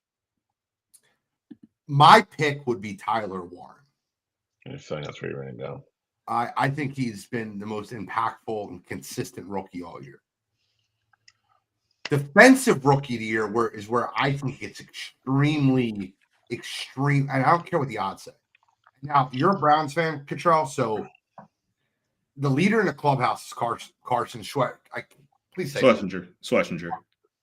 He's the leader in the clubhouse. I've watched more Browns games than I like to admit because I've been watching Shedeur Sanders. He's great. I think he's awesome. I think he makes a huge impact. I think he's a great linebacker. I think the defensive rookie of the year is Nicky Manwari. I think he's been incredible for Seattle. For me, I think it's tough because Manwari is a major contributor on the best, second best, third best defense in the league. And Carson Schlesinger is, got the benefit of being behind Myles Garrett, who's going to win Defensive Player of the Year. But the team stinks as a whole there. And I think as good as he's been, I do think at some point it is going to catch up to him that he's ultimately playing for the Cleveland Browns there. So I would give it to Carson. He's been incredible. He plays like a vet. Like I love what I see from him. He's hardly ever in the wrong position. So I think it's crazy that he's even getting this kind of love on a team that's playing this bad there. But I can hear Manwari as well, though. I love Manwari. I told you I had the Cam Chancellor comp for him before the draft even happened, and then he ultimately ends up in Seattle. So I'll be good with that too. Bro, every time I see Manwari play, I'm like, my friend, he did a thing, my friend. I'm kidding. But it's like, I love it, man. I tell him about Recognize Real and how Cottrell is way ahead on this guy. And he's been great. And I've watched a lot of Seattle games this year. And he's been awesome. Chad, who's your pick? It's Manwari for me. For pretty much all the reasons you said. I think Schlesinger's having a great year. I think for Manwari to step in, start day one, and be not just a kind of a, outside piece to that defense, but be somebody who is literally contributing and leading on dominant defense. that says a lot for a rookie. So I think that pushes it a little bit over the edge for me. You're great. Guys, we got some good football coming up this week. I want to warn you guys. I warned you about the Philadelphia Eagles. I know it was just the Raiders, but my friend sent me a clip, and I'm not going to share the clip. Actually, I probably could share the clip. You know the clip I'm talking about, right? I have no idea. No, I'm talking to Shally. I'm sure I've seen it. Hold on, let me see if I can get it up. I can. Hold on, let me get this on. I want to share this real quick. I think it's perfect. And then quick comments, we'll get into pickup, and then we'll move. Because we're a little behind, but I don't really give a shit. It's our last show of the year. But watch this clip, everybody that's at home. Performance, albeit against a bad opponent. But Dominic, you were making the point. It's not just that the defense was better, but what was it? They were overwhelming. They were dominant. It was very uncharacteristic of this Cowboys defense all year long. If this was the first time you watched the Cowboys, you would have thought this is a Super Bowl contender because they beat down this team. And of course, the Raiders are not a good team, but they're an NFL team. And when you do that to any NFL team, especially up front, that D line didn't seem to miss Micah Parsons. Here's the question that I have. Can you take anything away from this? I mean, the Eagles, it was the ultimate get-right game. Yeah. They did all the things you were asking them to do. Right. They went under center. They ran the ball. They did all that stuff. But it almost felt, watching it, I hate saying it this way, like they weren't even playing an NFL team. So it's very hard for me to decide how much we should take from that game. How much do you take? Well, I mean, first off, I jokingly said there's no quit to this team. Yeah, right. The Raiders, right. Give me a break. Yeah. Oh, my God. Guys, I'm going to stop screen sharing for a minute, but that is way different coverage of two different football teams beating the same team. Am I tripping when I hear that? No, you got to push the Cowboys narrative, bro. That's how it always is. This is an NFL team. This team looks like a Super Bowl caliber team. I mean, guys, can we really take anything from this? It's the Raiders. Same guy. Mike Greenberg, what are we doing? I almost use this, but you got to be kidding me. Control, as being the non-Eagle fan. I mean, it's definitely crazy. I will say, granted, I don't know when they play. Like, obviously, I know it was earlier this year. 3 weeks ago. But was it after? What game was it? Was it before the Browns or after the Browns? It's a game right before the Eagles. They played the Raiders, and then they played the Eagles. They played the Raiders. Oh, so this was like literally like last week that the Raiders played them? No. The Cowboys played them 1 week before the Browns did. The Eagles played the Cowboys. Okay. I got you. Okay. So the only thing so it's crazy for one. They're definitely pushing the Cowboy agenda. That part is crazy. But I also think when the Browns, who look like at times that they aren't an NFL team, when they do what they did to that Raiders team, like, it does change your perspective on them. But absolutely, it's crazy coverage any way you slice it, because the Eagles did everything they were supposed to do the right way. In 3 quarters, they won the game by 31 points. Look, listen, I told you, they're back. You don't have to believe me after the Raiders game. That's fine. You don't have to believe me after the Hard Knocks episode. That's fine. But by the way, I watched episode 2 and 3. Someone claimed that I watched episode 2 before I generated my opinion last week. I'm like, I think the episode comes out on Wednesdays. I didn't see it, but okay. Because I watched episode 2 and 3 today. I've seen something in that Chargers game of the offense moving the ball more efficiently. Now, did Jalen turn the ball over? Absolutely. Was it a bad game for Jalen? Absolutely. But the offense was moving the ball efficiently. And whatever happened between Jalen and AJ, I don't know how they solved it, but it's solved. But by the way, Bill, I will say this. Do you find it interesting that the problem was solved between Jalen and AJ after 3 straight weeks of double-digit targets? Who said it's solved? It's solved. They talk to each other. Here we go. I'm not gonna lie. As an outsider looking in, it looks like it's soft. Like, it looks like Jalen's getting AJ the ball, and it looks like they actually can have a conversation to each other. Jalen celebrated AJ AJ Brown touchdown with AJ, waited for him to come off the field to hug him for the first time in a year and a half. That sound crazy to you? That's actually realistic. There's people that have been keeping track of where they sit on the bench.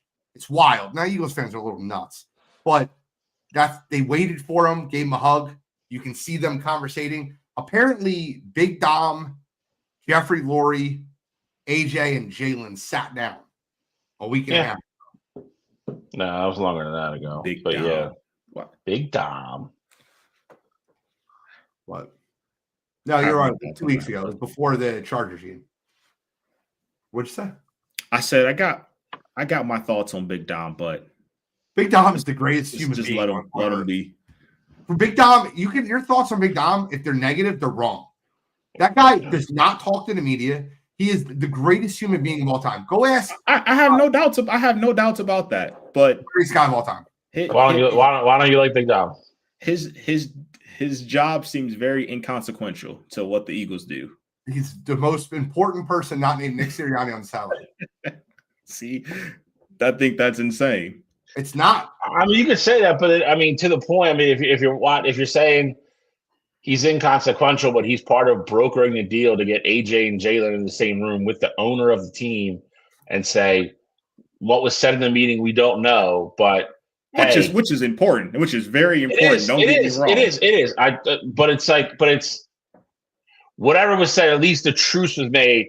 Hey, you two assholes need to start playing football together and start winning games. And he's a part of that where nobody else could do that for the month prior. And we're all sitting here yelling, screaming, speculating, doing whatever. And Big Dom, the inconsequential security guard, grabs both of them by their jersey and goes, "We're going to see Mr. Lurie."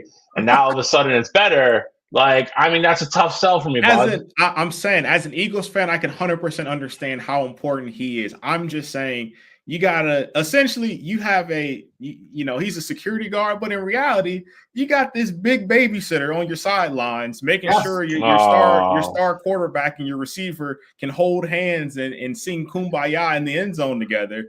When most other normally ran organizations don't have this fit. Like Big Dom is a star in Philadelphia.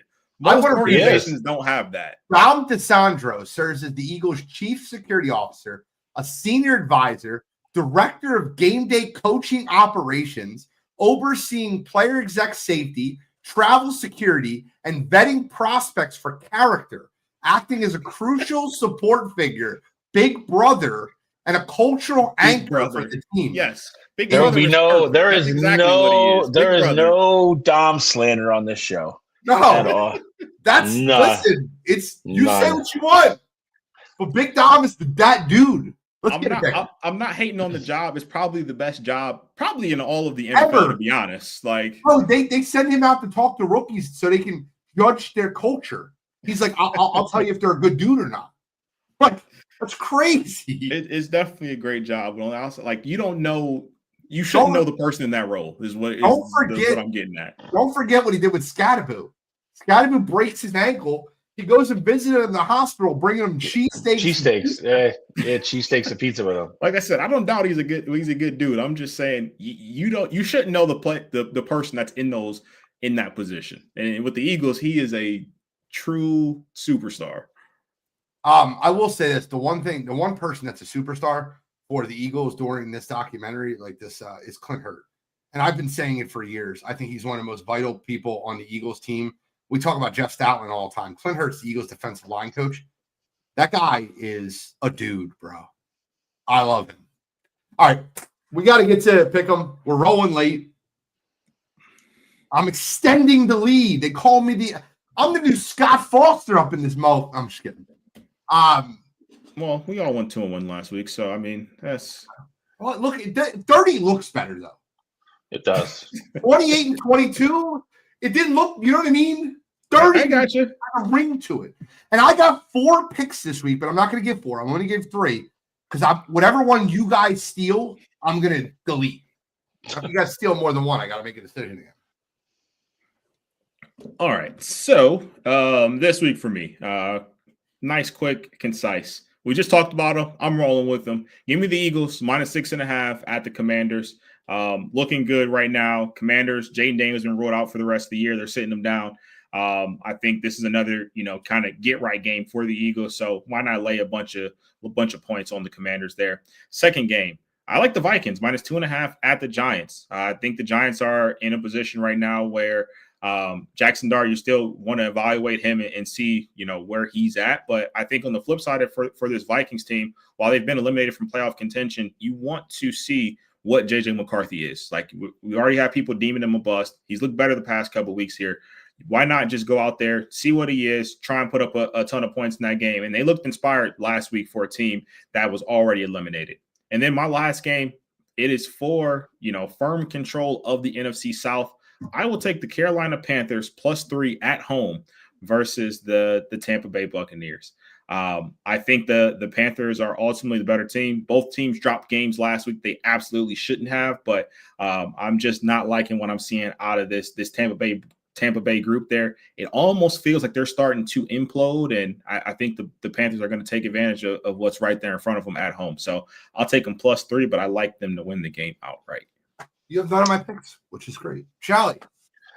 I have 2 of his picks, so this will be quick. I'm taking the Eagles the same, and I'm taking the Vikings the same.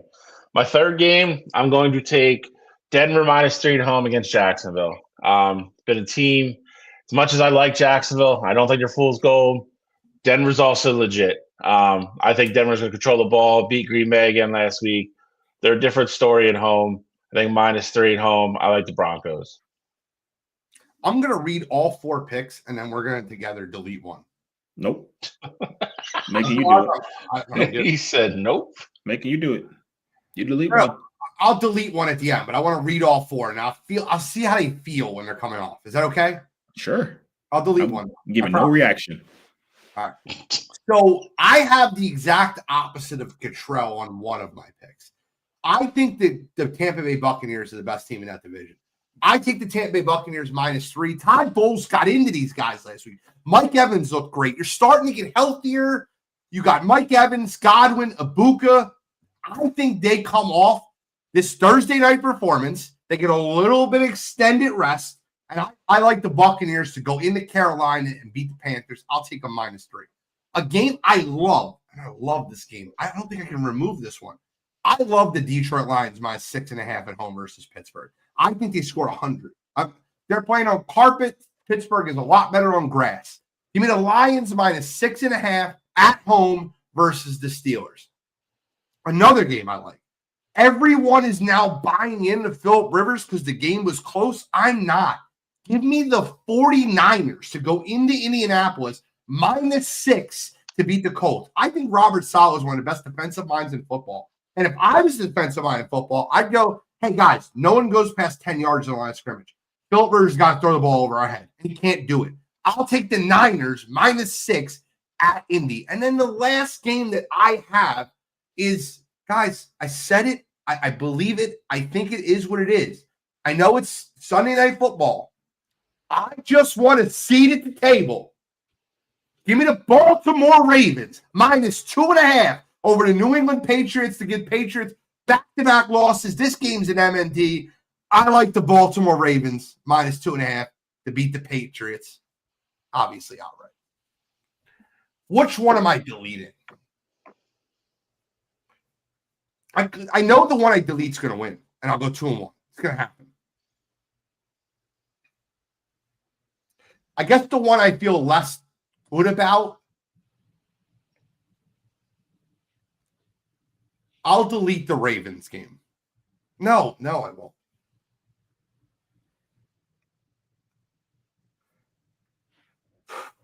All right, I'm done. Sounds like you got to make a decision. The decision's made.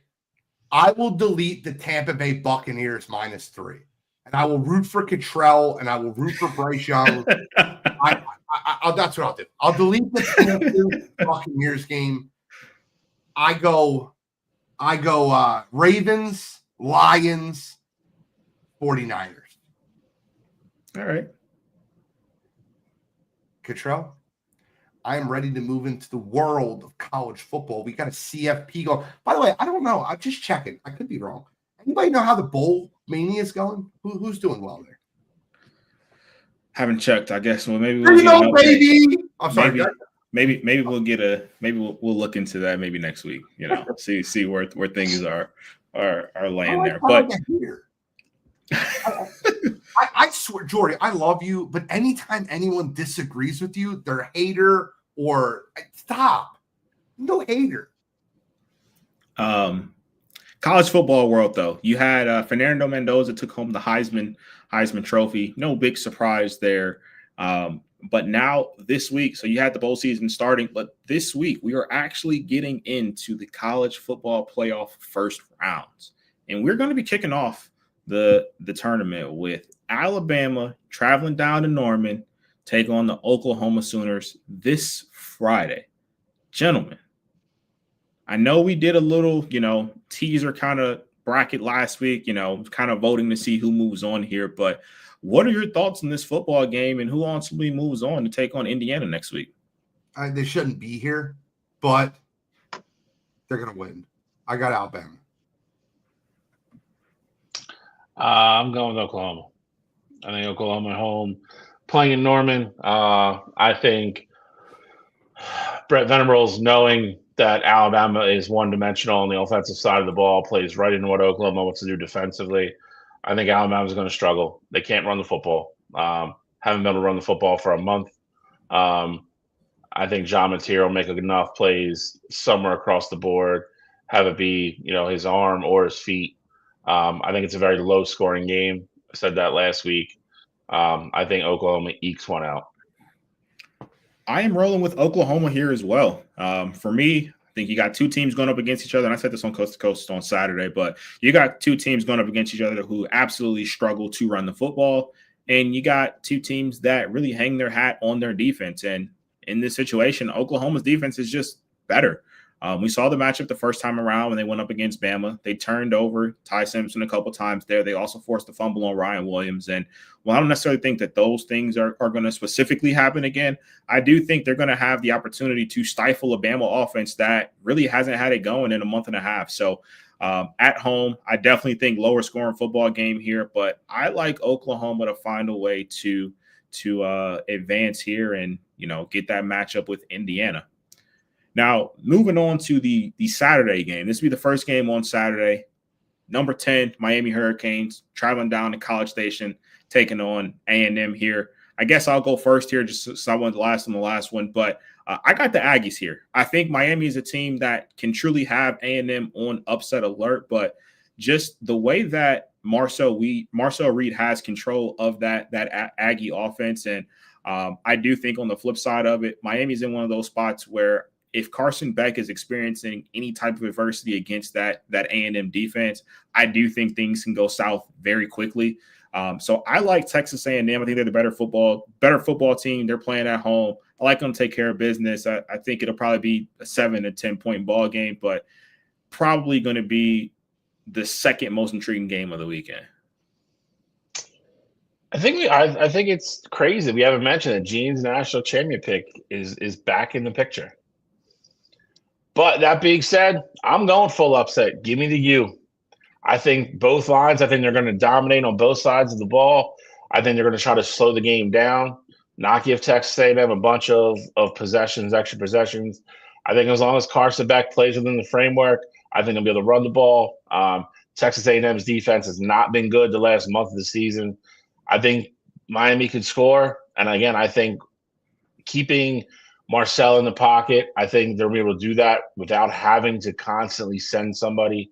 I think Miami's both defensive and offensive lines are going to dominate. I like the U to go into Texas A&M, Kyle Field, pull off the upset. I also like the U. I think the best player in the football game is Malachi Toney. And I think that Carson Beck is locked into him, particularly the last 2 weeks. He has 24 receptions. I think that the U is able to move the football. Carson Beck to Malachi Toney is something you'll hear multiple times in this football game. Give me the U for the upset. I don't need the 3.5. I love the call out on Toney there. I mean, he's been one of the most dynamic freshmen in the country.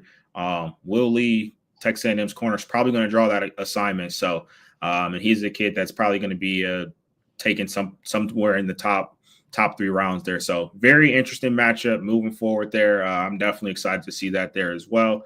Moving on to the middle of the afternoon game on Saturday, you got a rematch here. You got Tulane traveling down to Ole Miss and taking on a team that will be without their previous head coach that we saw in the first matchup, Lane Kiffin. Any potential upset special here without them having Lane? What's your thoughts on this game? There's no upset happening here. Ole Miss is going to run through them like a hot knife through butter. I don't think the game's close. I think it's a blowout. I think it's a statement game. I think Ole Miss goes out there and proves a point. I'm rooting for them too. I think the psychological and the mental part of this game is interesting and important. I think if Tulane can stay in this game, I think it gets really interesting. There's already reports coming out of Oxford that a bunch of guys are going to leave after the playoff and go to LSU with Lane Kiffin. They've denied it, but there's kind of smoke where there's fire already. If the BYU baby maker, Jake Retzlaff, can make enough plays with his feet and keep Tulane in it, I think it gets interesting down the stretch. I unfortunately just don't think that's going to happen. I hope Ole Miss wins. I hope a bunch of them give the finger to Lane Kiffin after the game. And I hope they move on to play Georgia. I think it's a good game for a half, though. I do believe that. I think Ole Miss pulls away in the second half. So I tend to agree here. I don't think this is where the upset is going to happen. Trinidad Chambliss is dynamic, and I think where you talk about the emotions and where's that mental going to be for that Ole Miss team, I think this is the perfect kind of game against an inferior opponent where you rally around each other. Like, yes, your DC is now your full-time head coach, but I think this is a game where you truly have everybody come together. We're like, screw Lane, let's go show that we're what we are without Lane. And so I think this is going to be very similar to what you saw in that first matchup against Tulane there. So I got Ole Miss, and I do think this is going to be a blowout. But moving on here, last matchup, primetime game, JMU sneaking into that last spot at number 12, going up against the Oregon Ducks here. And if you know me, the past few years, JMU has been my darling, my group of 5 darling. So love seeing them here in this spot. They're absolutely outmatched though here. I will say, though, they do have a quarterback in Alonzo Barnett that is absolutely incredible. I think that the first quarter of this game, you're going to be looking around like, why is this game 7-3 or why is this game 7-7? Over time, Oregon will, beat down on JMU, but I promise you for the first 12 to 16 minutes of this football game, JMU is going to give Oregon everything that they can handle. With that being said, I think Oregon still wins by 3 or 4 possessions. I think Oregon is just that high power, but I do like what JMU has, at least offensively, to keep it close while everybody's still fresh. I don't disagree. I think the weather could play an interesting factor in this, depending on what goes on the next couple days up there.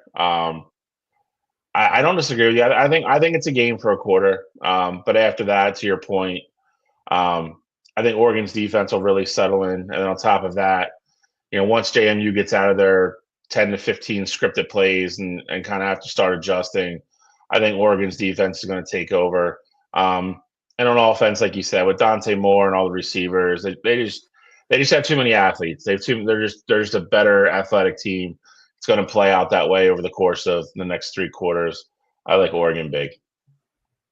Look out for Wayne night and day of JMU Dukes. I'm kidding. Oregon destroys them. I don't think the game's close. I think Dante Moore runs away with it very quickly. I think Oregon wins. I think they cover. I think they win the game by 30 points. I'll take the Oregon Ducks, and I take them in a runaway. Run away now. All right. So with us, are we? So that'll be. Are we going to pick our final 4 here? Because we won't be back on before it happens. Yeah, we will. Why won't we? Our show is on Wednesday. Oh, you're saying because we're off the next 2 weeks. I got you. Jesus. Forgot already. I mean, I'm just used to every Wednesday, you know. You got to remind me a little bit, okay? Guys, it's the top. Yeah, we looked at last year, all the bye teams lost. Yeah. This year, all the bye teams are going to win. Put a 4-0 bye team parlay of the Indiana Hoosiers, Texas Tech Raiders, Ohio State Buckeyes, and the Georgia Bulldogs. I actually agree with you. I think all four, I hate going chalk here, but I think these are your four best teams in the country, and I think they all advance. Chalky. It's gonna be chalky. I think Texas Tech, Oregon will be a great game. I think Indiana handles whoever comes out of the game. I think Ohio. I think whoever wins that Texas A&M, I think gives Ohio State a game. I think Ohio State definitely wins, but I think they give them a game. I think Georgia handles Ole Miss. All right, so then that'll take us to the Final Four, and then we'll be back for the Final Four because those games are happening on Christmas Eve and New Year's Day. So we'll be back for the Final Four. If you don't know, if you're listening, we are taking 2 weeks off. We're going to give you guys the opportunity to miss us. It's Christmas Eve. It's New Year's Eve. We got new babies in the house. There's one new baby. There's one new baby. Hey, listen, you don't know. Shally told me something privately. Don't. I'm kidding. Well, yeah, no, we'll be back because they don't. The next ones afterwards would be the, I believe, 9th and 10th.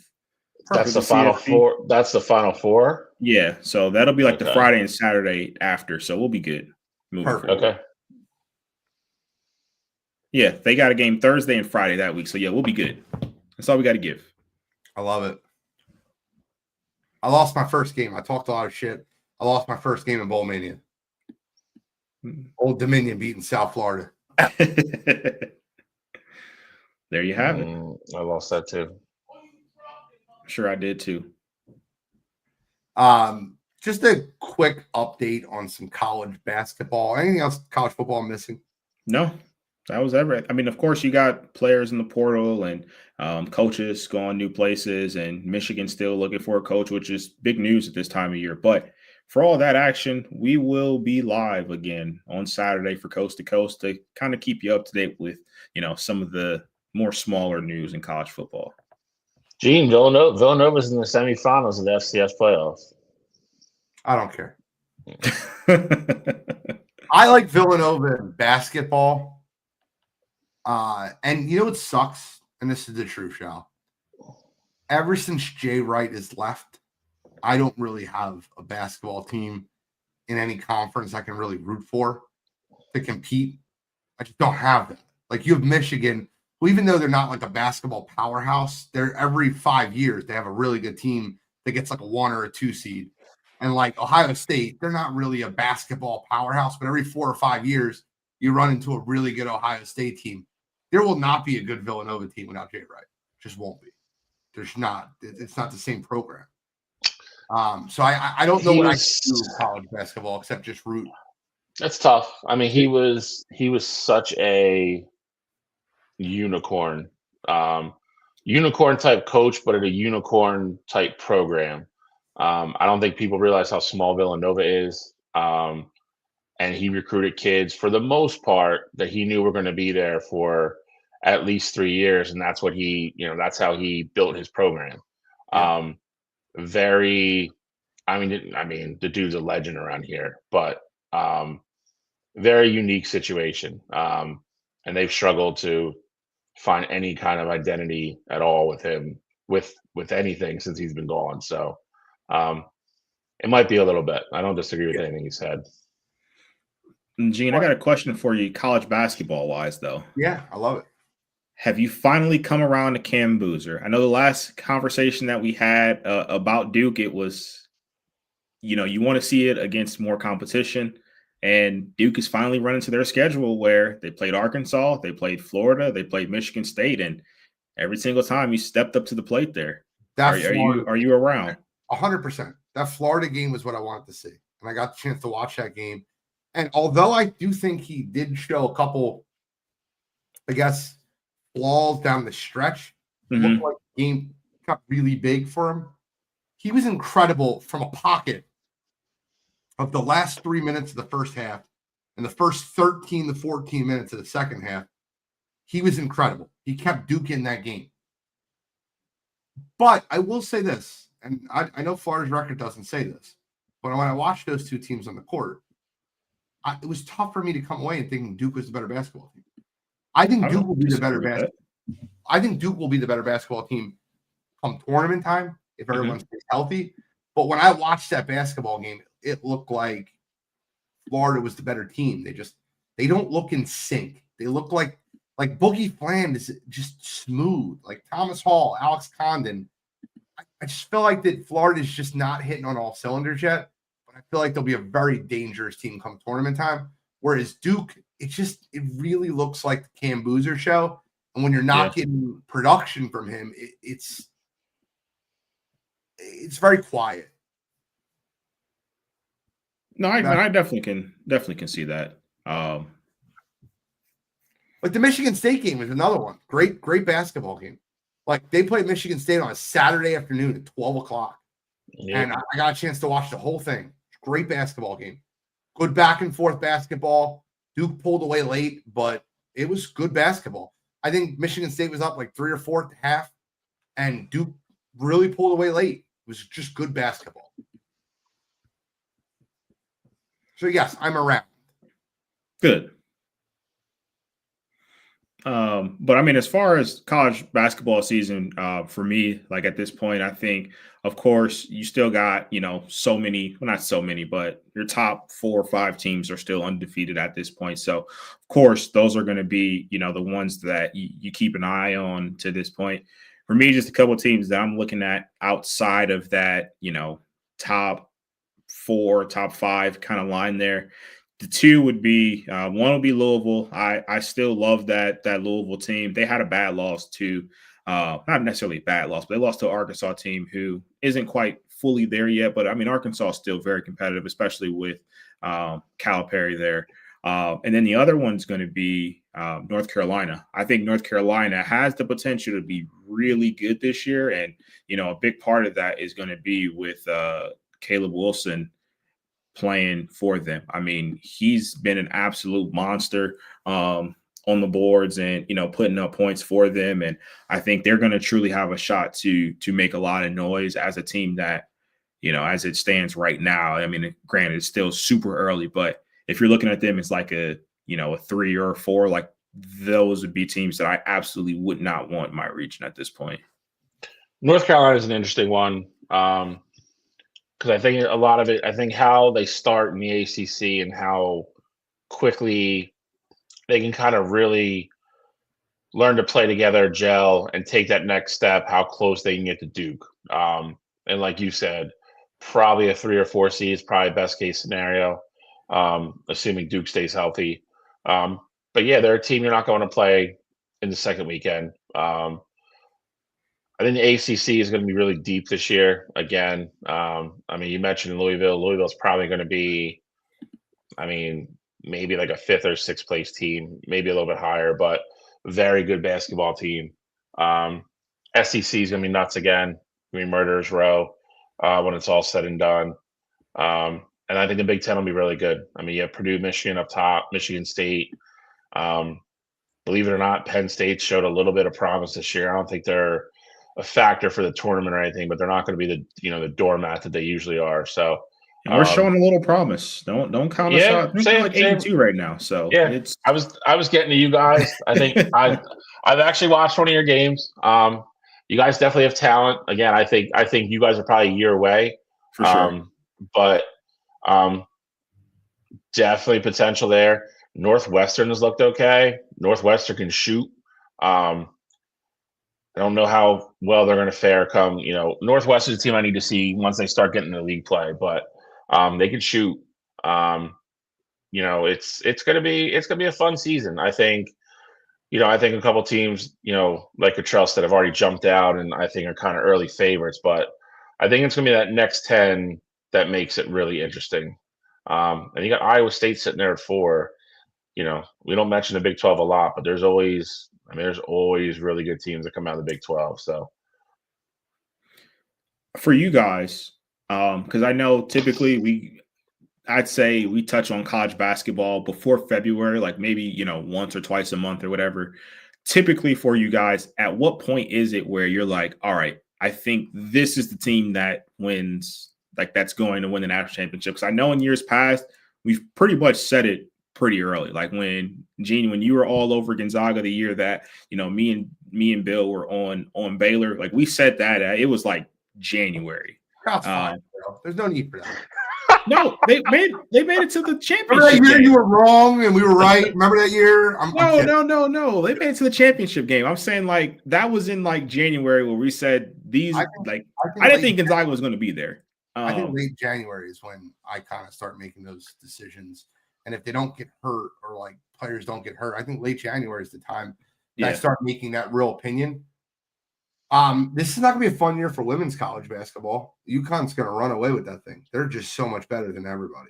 It's insane. See, that I disagree with because I saw them play Michigan and I watched that game from start to finish and it was absolutely incredible. And Michigan gave them everything that they can handle. Not saying I think that, it's not going to be UConn as a team to beat, but there are some good teams on the women's side this year. You still got South Carolina. Texas is really good this year too. And then Michigan there as well. So, I mean, I agree that they should definitely be the favorites, but I definitely think there's room for somebody to dethrone them. The Mad Buck. I think the biggest thing with the men's, I think once you really start seeing people, once you get into conference play and then you start seeing, I mean, for the most part, if they haven't played neutral site games, pretty much all the big teams, they really haven't left home yet. So, I mean, there's a rare occasion here and there, but once you start seeing Arizona, Michigan, Purdue, all these teams have to start going to Michigan State, and start going to play in hostile environments, that's where I think it starts to get a little bit easier to kind of thin out the herd a little bit. I might be the only one that's watched an Arizona basketball game and don't think they're that good. Like, I know they've won a lot of big games, and I understand that. They don't look that good. Am I tripping when I say that? Like, if you guys watch Arizona basketball, like I watched them play UConn, and it felt like UConn just kept shooting themselves in the foot. I would agree with you on that one. The one thing I will say about that game is because I've watched 2, and that's one of the games I watched. I left that game feeling UConn was the better team. Al Karaman did nothing. Yeah, so that I 100% agree with you on. That's a great point for me. But I still think Arizona is really good. Okay. I mean, I think Arizona's good too, but as far as like right now, as it stood today, if I had to pick 4 teams that I had confidence in to like one of these 4 absolutely have to win a natty, death pin pointed at earth, Arizona would not be one of those schools that I'd pick. I do think they're really good, but they, to your point, Gene, you see that game. I saw the game against Florida as well, and that was really back and forth. But I mean, I think it's on a different day, that game could go the exact opposite. Same thing with the other game that you're talking about with Arizona. Like I feel like it could have went the exact opposite way. If I had to pick 4 teams right now, and I'll be honest, I have not watched enough Michigan basketball. They're 10-0. They look really good, so don't take this as a slight to them. But if I had to pick, I'm not. I don't have them in my top 4. I haven't watched enough of them. Purdue, to me, I feel like is the best team in the country. Now, granted, they had a terrible game versus Iowa State. Like, let's not kid around. But I think Purdue, Duke, maybe I'm so in love with Florida and I just can't get off of it. But I love Florida. I think Florida's a good basketball team. And then Houston looks really good. I mean, Iowa State's ranked 4th. That's what I was going to ask Cottrell. I said, if you take the top 4 right now, you'd still take Arizona out over Iowa State? I'm not saying they don't deserve to be ranked there. I'm just saying, like, if I had to pick, like, my Final 4 today, or I had to put a bet in for teams that I think, like, one of the 4 have to, like, are going to win a national championship, I would have Iowa State over Okay. Arizona. That's what I was I asking. think Okay. for me, like with the undefeated teams, I think Duke and Michigan are a step above the others at this time frame. I With agree with you. Michigan, they don't have I don't want to say quality wins, but like Duke has seen Michigan State. They have a ton of the top 25 wins already. They both have 4 quad 1 wins. Yeah, but quad 1 is different for me in the terms of like seeing Florida or seeing UConn. Like, I mean, and they beat granted, Gonzaga Michigan has and Auburn by 40 apiece. for sure, but that's not Florida, UConn like right now. But with that said, I think 9. I'm saying that Michigan Michigan and Duke are ahead of everyone else. With Duke would be my number 1 team in the country right now. And then my others would be UConn has been incredible. I know they only got the 1 loss right now. So UConn would be another one. And then Iowa State would ultimately be that 4th one for me. So you're sticking with Iowa State. That's interesting. Just right now. Yeah, I get it.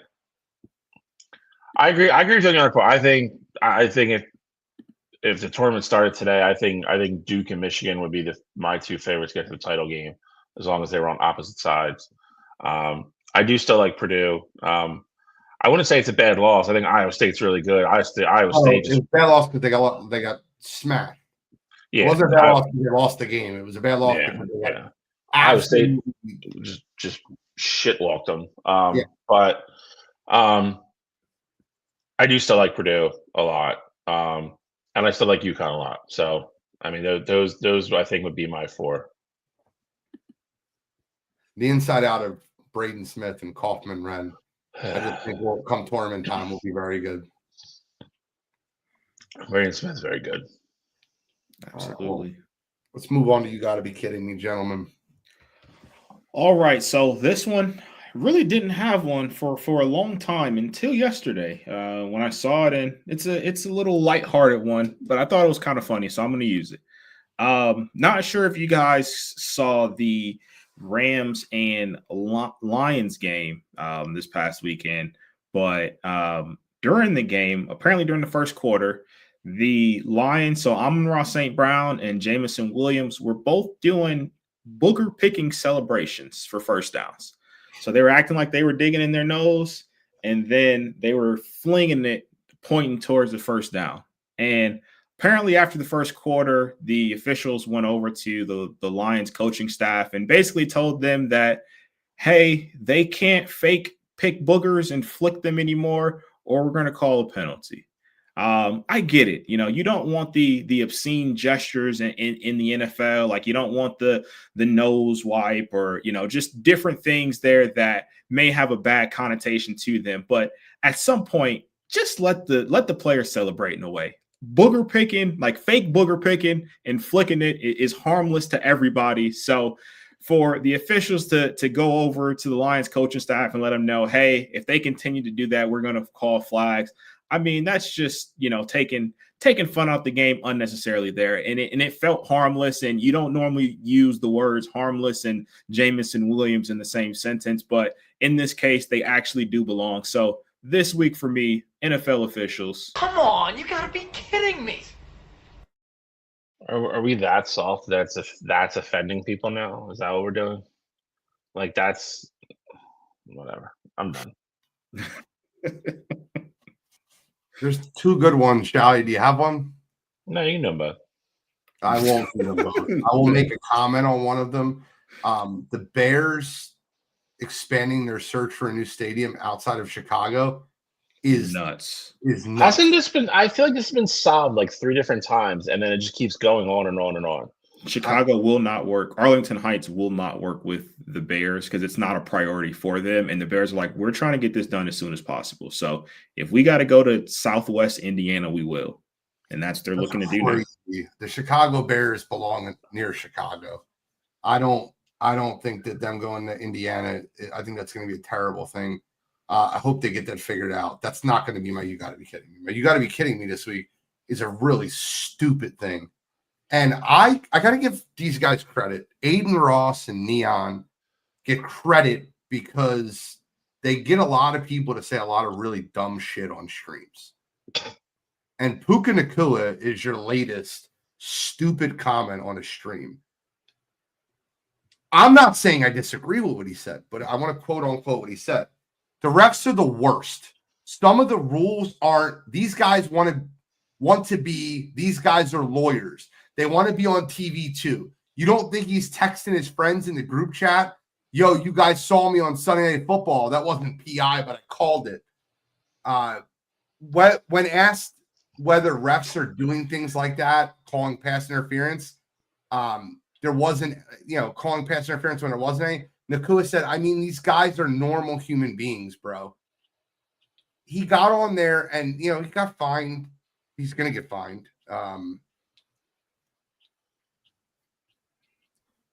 You're the 1 seed in the NFC.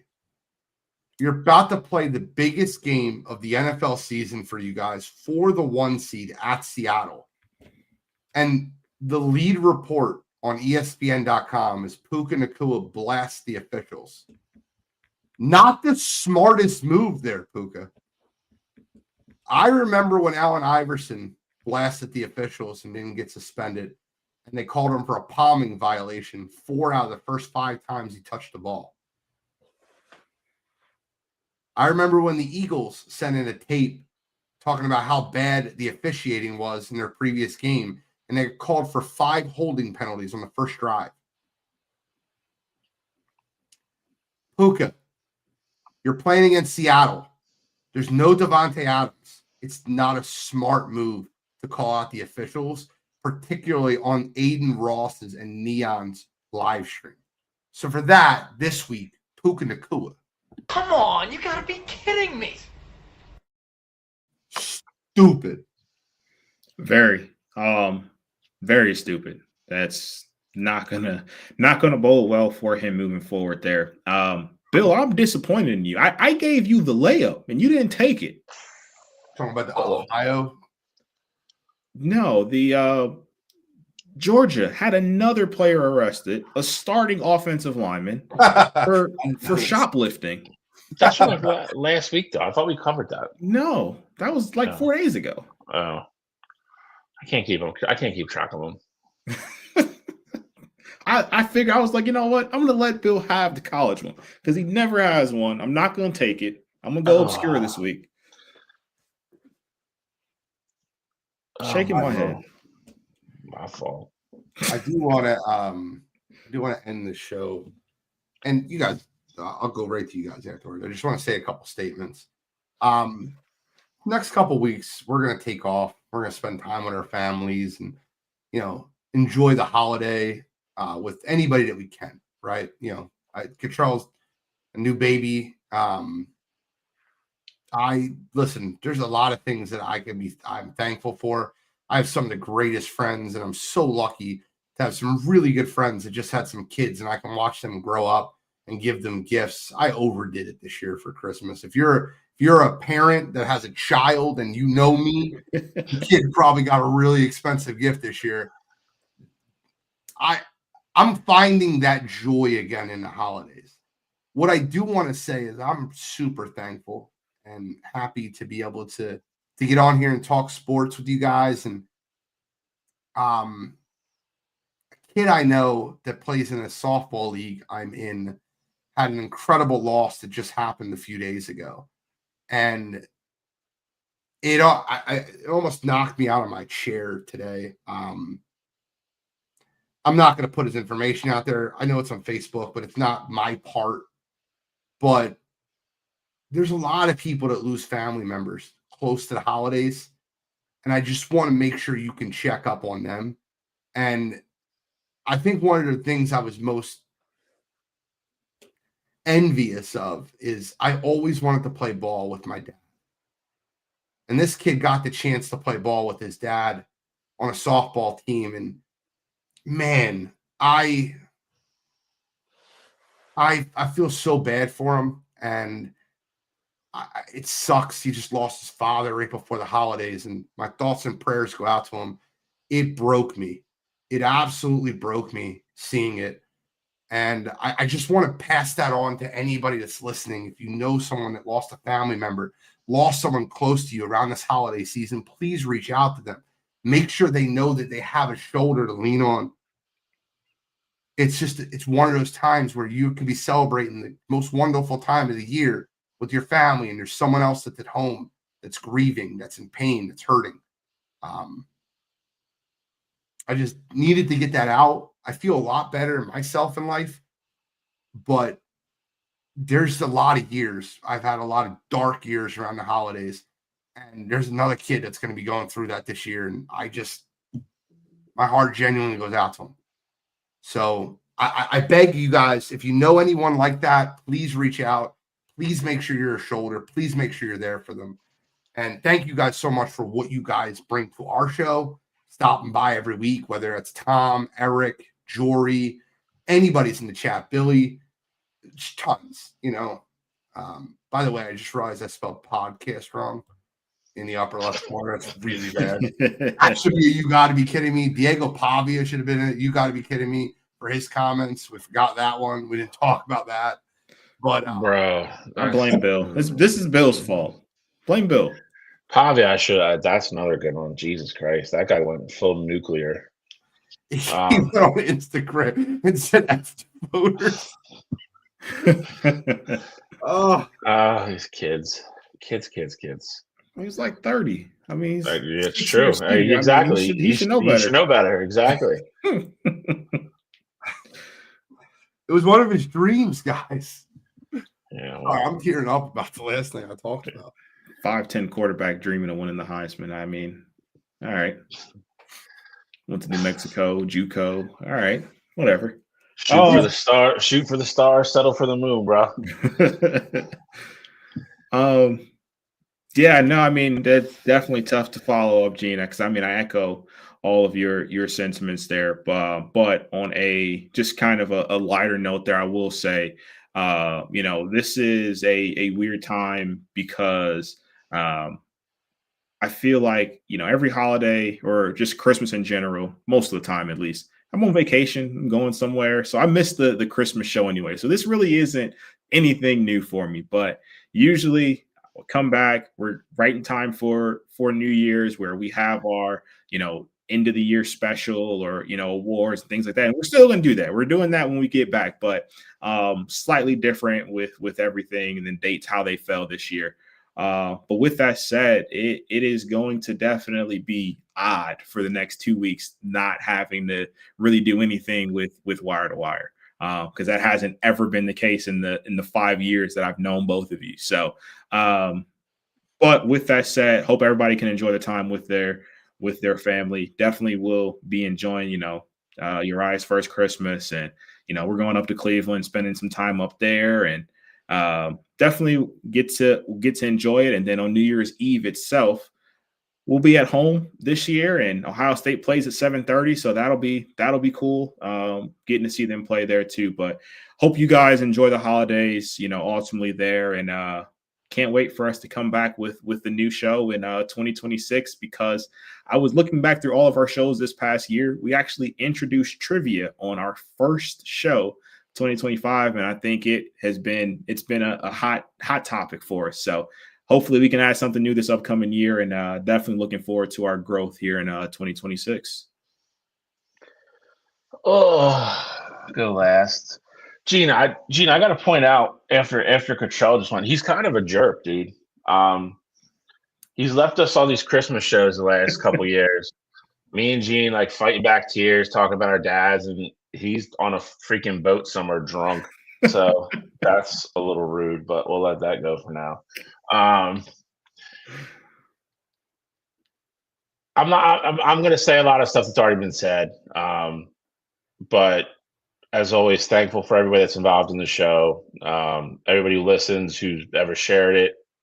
And we still have a ton of people that listen every week that have been here since, week one in Shady Mike's condo.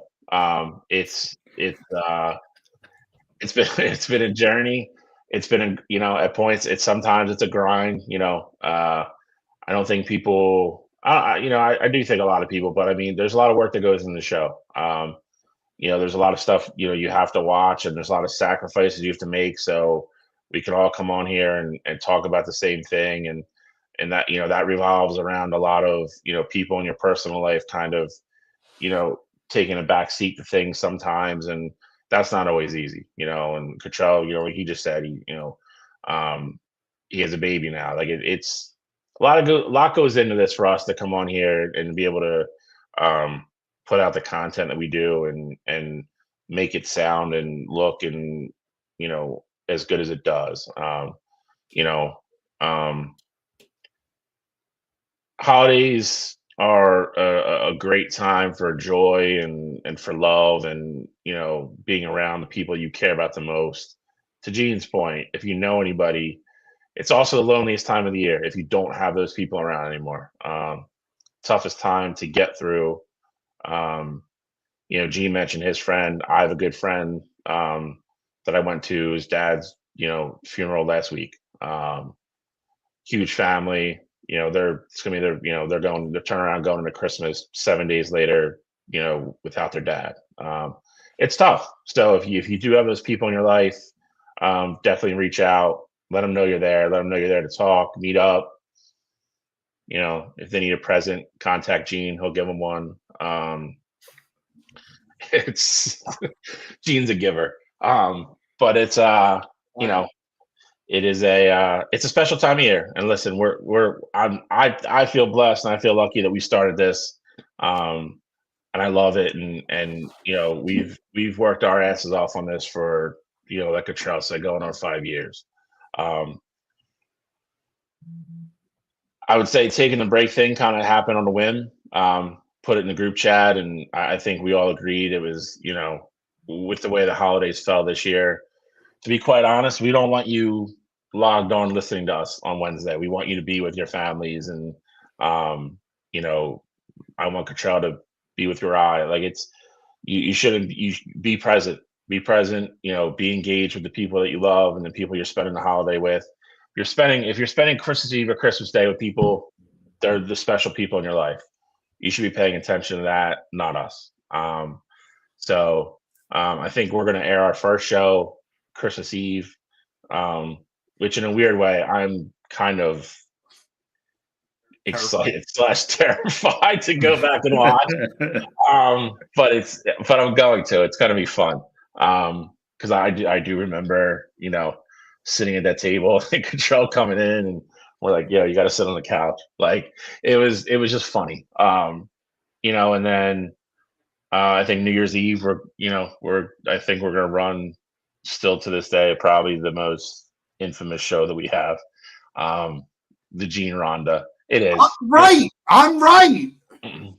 We'll let everybody judge. If you haven't watched that show, it is definitely one of the funniest shows we've ever done.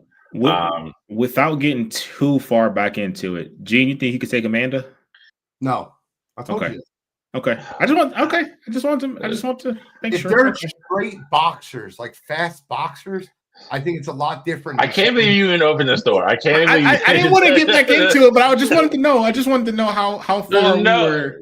There's no way you can get a two-word answer to this question. I said the same thing over and over. I think Holly Holm probably beats me. I think Chris Cyborg beats me.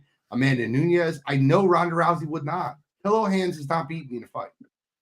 Well, if you want to hear the rest of it when it originally happened, tune in New Year's Eve. It was a great show. Did you put anything else together, or are we just running that show the way it is? Well, that's sounds like Cottrell's got some prizes. So if you do want to watch New Year's Eve, it'll be on. It'll be a lot of fun. Again, I love both of you to death. Grateful for both of you. Love the show. But at the same time, I'm looking forward to having 2 weeks off too. So let's get it. Yeah, that's it. Merry Christmas, everybody. Love everybody. Please be safe too. Don't do anything stupid. And enjoy the holiday with all your families. Merry Christmas to all, and to all a good night.